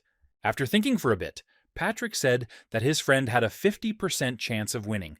Lawrence said this was a very generous assessment of Benedict's abilities. Patrick, however, was confident that his friend had the strength to defeat Bradley Harper. The thing is, Benedict's progress was simply incredible. Lawrence smiled. He completely agreed with Patrick. Soon all the magical checks were completed. The match was about to begin. Liliana wished Benedict success and went to the spectator stands. The guy was left face to face with Bradley Harper. Liliana suddenly realized that she was sincerely worried about Benedict's fate. When she climbed into the spectator stands, Patrick immediately rushed over to her. He was glad to no longer have to sit with Vincent and Lawrence. Meanwhile, Benedict and Bradley took their positions. It was announced that the fight would begin in 20 seconds. Bradley, looking Benedict in the eye, stated that he never expected to be pitted against the protégé of the House of Mages. The guy coldly replied that he hoped for leniency from his opponent. The fight began. Bradley told Benedict he'd give him the right to strike first. The guy didn't object. He quickly created Air Cutter and Fire Layer. Realizing that the first blow was his, the guy planned to properly time this attack. Bradley expressed surprise that Benedict's famous modified magic looked exactly like this. His words were laced with sarcasm. The guy advised his opponent to act less relaxed. Bradley replied that he had no doubt about his own victory and saw no point in being nervous. Benedict was already beginning to get irritated by his opponent's self-confidence. So, without hesitating for another second, he attacked. However, Bradley Harper did not even move from his seat. The attack on him did not look easy, but the young man did not lose his head. Without wasting any time, he used the attributeless defensive magic of the fifth circle. Bradley Harper created a protective shield around himself. Benedict knew that this spell greatly limited the user's movements. That's why the guy confidently headed towards the protective shield. Bradley Harper became wary. He finally realized that his opponent was not so simple. Finding myself at the protective shield, I prepared to use the spell. Less than a second later, he activated the interaction. The magic worked, illuminating everything around with an amazing glow. Bradley Harper didn't expect this. He even yelped in surprise. Patrick and Liliana, watching attentively from the stands, were also amazed. Of course, Bradley's protective shield was cracked. Lawrence smiled. Each time, Benedict surprised him more and more. Strangely enough, not a single muscle moved on Vincent's face. Having cracked the protective shield, Benedict decided to get his opponent as quickly as possible. Now the guy felt an extraordinary uplift and inspiration. In just a few seconds, he created a real firestorm. Bradley Harper's powerful protective shield was literally shattered into pieces.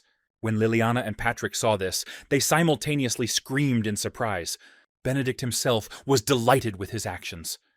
He was incredibly pleased that Bradley Harper had let his guard down so quickly. However, the boy rejoiced too soon. His opponent created a new shield, just as the old one disintegrated. Benedict realized with regret that the fifth circle mages do not give up so easily. Meanwhile, it was Bradley Harper's turn to attack. Benedict immediately recalled Lawrence's message, which spoke of his opponent's strengths. As expected, Bradley Harper used flame magic. The guy got ready to fight back. A moment later, Bradley, holding a fiery sword in his hands, rushed at Benedict. He received a very painful wound to the shoulder. Not giving himself any room for error, the young man clenched his fist. A second later, he hit his opponent in the stomach. Bradley Harper didn't expect this. He gritted his teeth in pain. Despite this, the young man prepared to attack again. Now Benedict finally understood that he was facing a very strong opponent. Meanwhile, Bradley activated Fire Rain. The young man knew full well that there were no enchantments capable of blocking this spell in the third circle. Bradley was certain the battle would end there. However, something else happened. Benedict activated Resonance. Thanks to this, he was able to protect himself from the Fire Rain. Bradley was at a loss.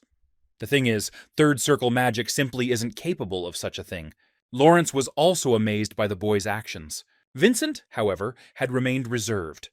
It was unclear whether he approved of his son's decisions. Meanwhile, Bradley Harper was enveloped in fog. It was impossible to see anything.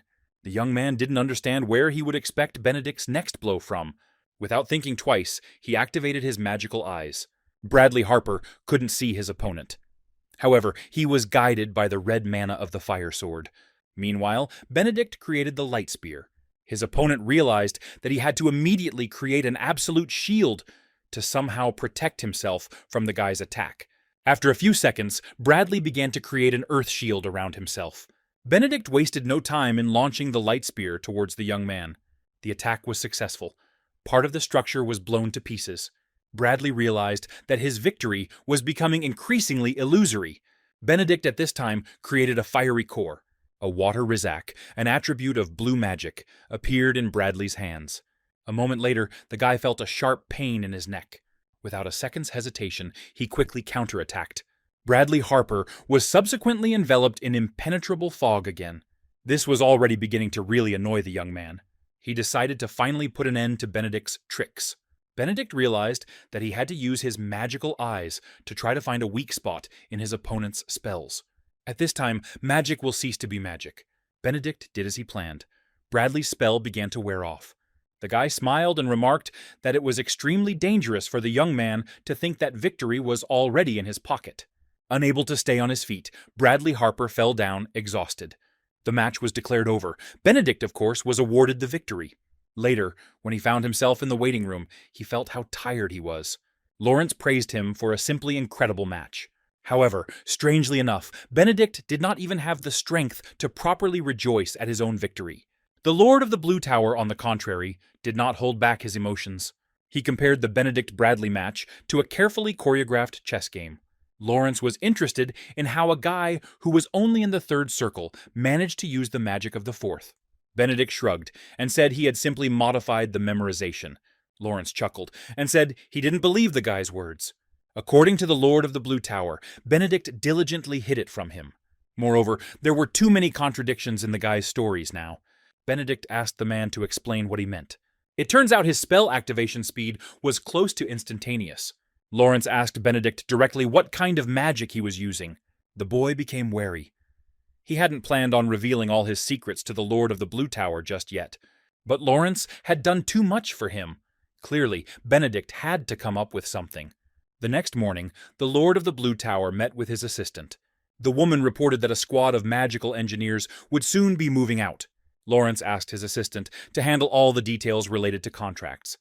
He didn't want their business relationship to suffer. Suddenly, the Lord of the Blue Tower wanted to know the woman's opinion about Benedict.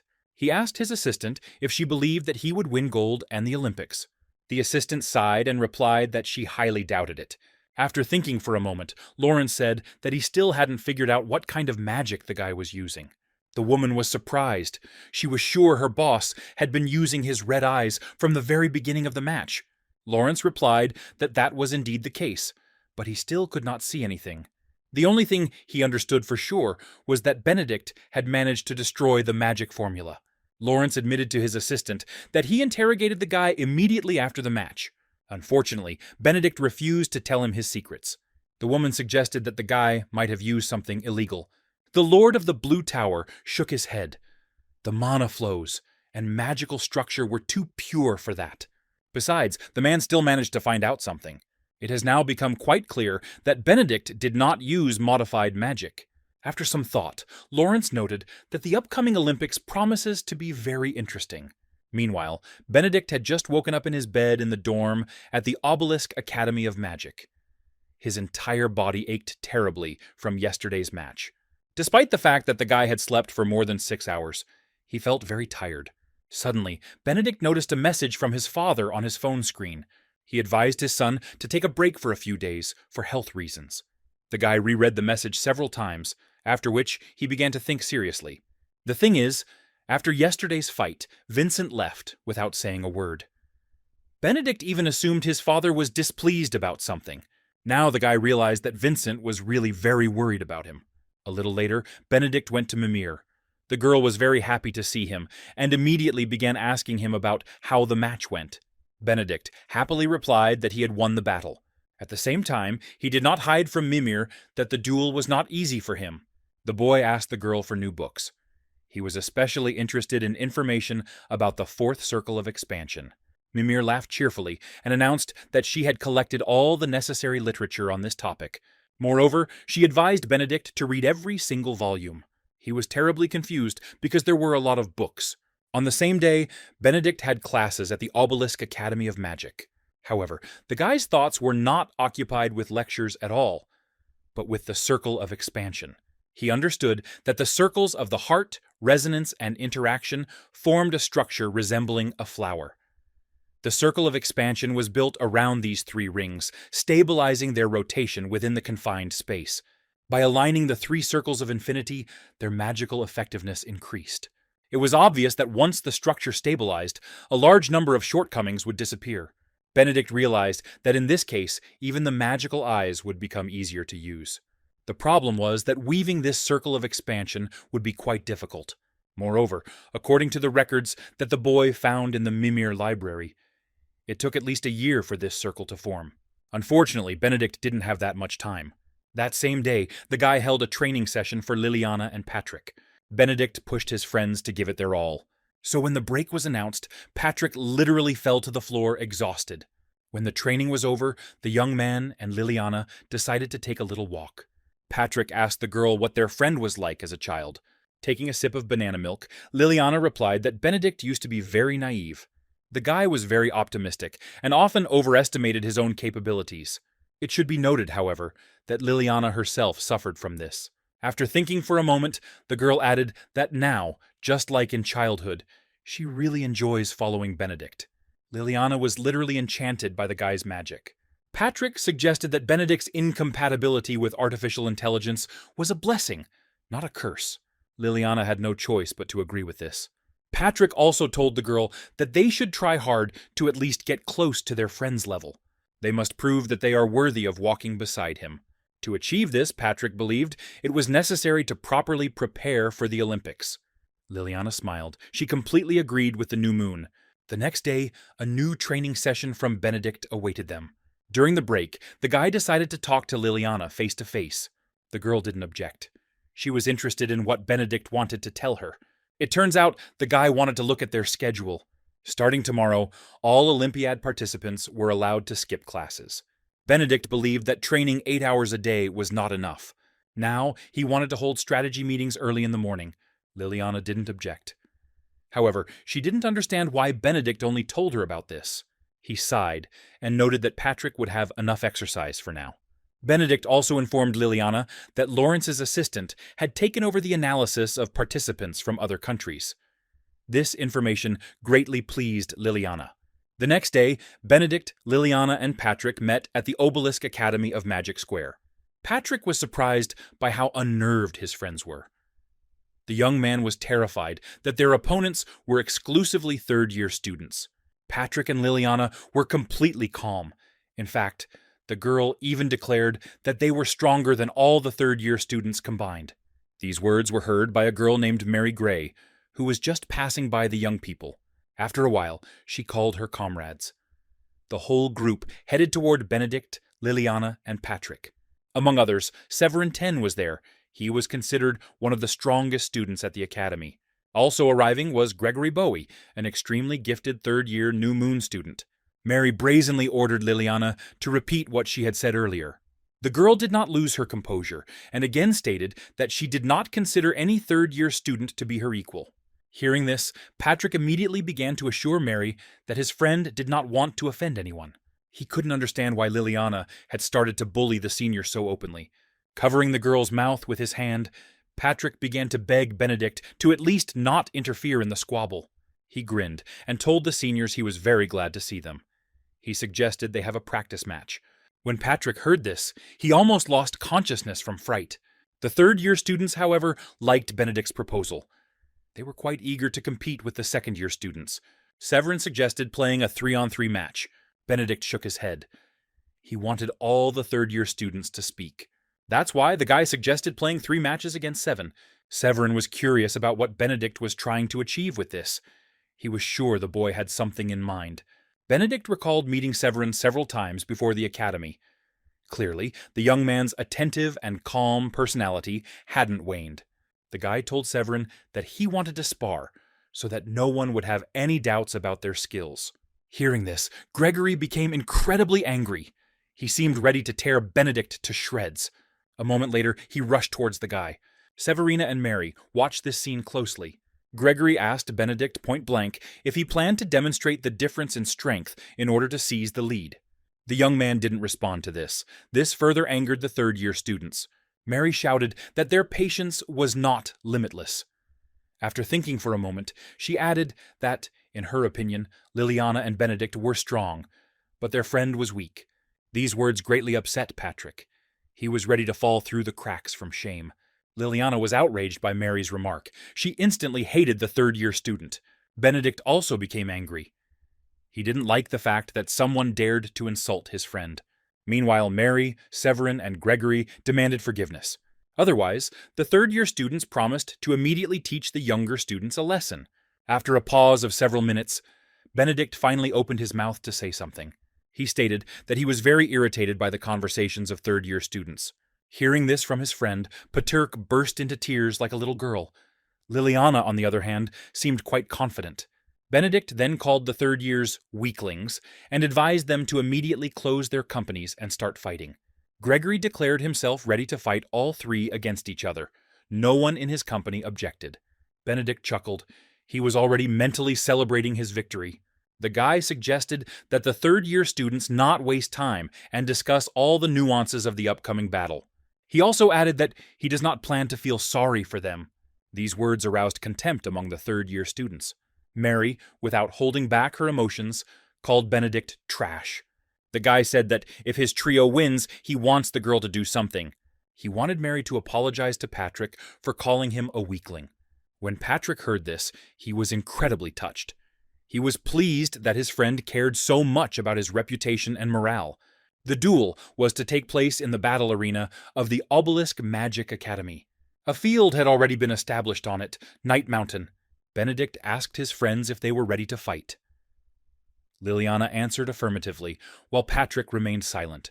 With 5 minutes left until the battle began, the third-year students prepared to take their positions. Each team had its own base, which housed a flag that the opposing team had to capture. Patrick, sitting on the grass, was literally drenched in cold sweat. Benedict asked his friend directly if everything was okay. After thinking for a moment, Patrick replied that he wasn't sure they should have gone that far. He didn't understand why Benedict had decided to provoke the seniors, further inflaming their already difficult relationship. Moreover, Patrick was convinced that people were already ready to follow Benedict. The guy replied that he wanted the third-year students to not just follow him, but to obey him unquestioningly. Paturk asked his friend if he was afraid that such methods would only arouse frustration and resentment. If the young man did not respect his friend, he really would not understand his decision. Benedict tried to calm Patrick down. He assured his friend that victory would be theirs in any case. Meanwhile, Mary cursed Benedict with all her might, calling him the dirtiest names. Severin advised the girl to calm down and collect her thoughts, since there were only 5 minutes left before the start. However, Mary was literally choked by emotion. She was outraged by the fact that if she lost, she would have to apologize to Patrick. The girl's behavior was already beginning to irritate the other students at Tete. Severin said that he would like to talk to Benedict, Liliana, and Patrick, but now there was no time for that. Gregory sighed heavily and agreed with him. The young man, realizing that he could not remain calm, decided to use his anger to his advantage. It was this feeling that drove Gregory to expend his energy to the maximum. Anger was the best incentive for performance. Exhaling and concentrating on his inner sensations, Gregory prepared for the competition. Mary and Patrick were the most nervous at the moment. Severin and Liliana, on the contrary, behaved coldly and calmly. Gregory suddenly realized that he was already starting to enjoy the upcoming fight. Benedict, as always, was confident in his strength and future victory. The fight began. The third-year team members immediately rushed forward. Benedict told Patrick that he was really counting on it. The young man nodded. He didn't want to let his friends down in this battle. 5 minutes later, Mary was already at the opponent's base. She immediately noticed the flag. The girl was terribly curious about who was guarding it. Taking a closer look, Mary grinned predatorily. Of course, because the only person on guard was Patrick, whom she hated. Gregory, who was in contact with Mary, advised the girl to behave carefully. The young man suggested that the sophomore team might use Patrick as bait. A few seconds later, Mary was already at the flag. Seeing her, Patrick couldn't hide his disdain. The young man still couldn't forgive the girl for calling him a weakling. Mary asked Patrick if he thought she would come first. The young man answered in the affirmative. Moreover, he was ready for her arrival. Mary wondered how Patrick knew she was coming. He calmly replied that Benedict had told him. The guy said it like this: "Mary will immediately go on the attack." Benedict was sure that because of the girl's terrifying character, no one would trust her with protection. Mary was angry that, even knowing about her arrival, the rival team left only Patrick to defend. The indignation in her soul grew more and more. Finally, he reached his peak. Mary activated targeted fire. However, Patrick was calm. He was ready to defend himself. And indeed, the fire did not damage him or the team's flag. Mary was amazed. The thing is, targeted fire was a 4th-level spell. The girl had no idea that Patrick was capable of blocking him. The young man remembered Benedict telling him that his role in this battle was the most important. Patrick collected himself. Whatever the case, he wasn't going to hold back. In fact, he wanted to show Mary everything he was capable of. The girl was confused. She realized she had underestimated Patrick. Benedict told his friend more than once that he was a natural-born tank. This surprised Patirka greatly, since he always saw himself in completely different roles. It turns out that the new moon's tendency was to reduce the cost of spells, while increasing their power and effectiveness. Recently, Benedict even confessed to Patrick that he sees in this a tendency toward attributeless, or more accurately, protective, magic. The boy's magical eyes tipped him off to this information. That's why Patrick created a powerful protective shield around himself.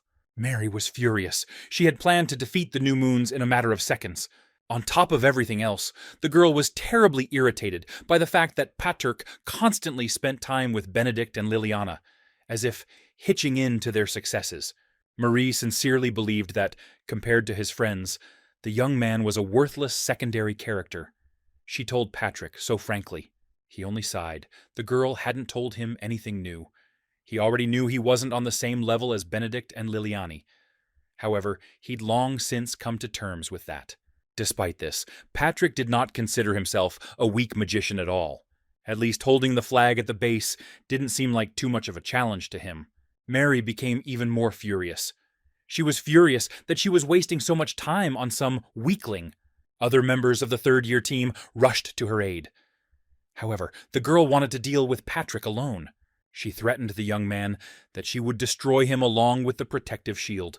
Next, Mary used a spell called Explosive Strike. Patrick felt the full force of this magic. However, gathering all his strength, he tried to hold back the girl's attack. The young man didn't want to lose to Mary, especially since Benedict and Liliana had such faith in him. The girl repeated the spell, this time with even more aggression. But the protective shield still held. Mary realized that although Patrick's magic looked like third circle magic, there was something clearly wrong with it.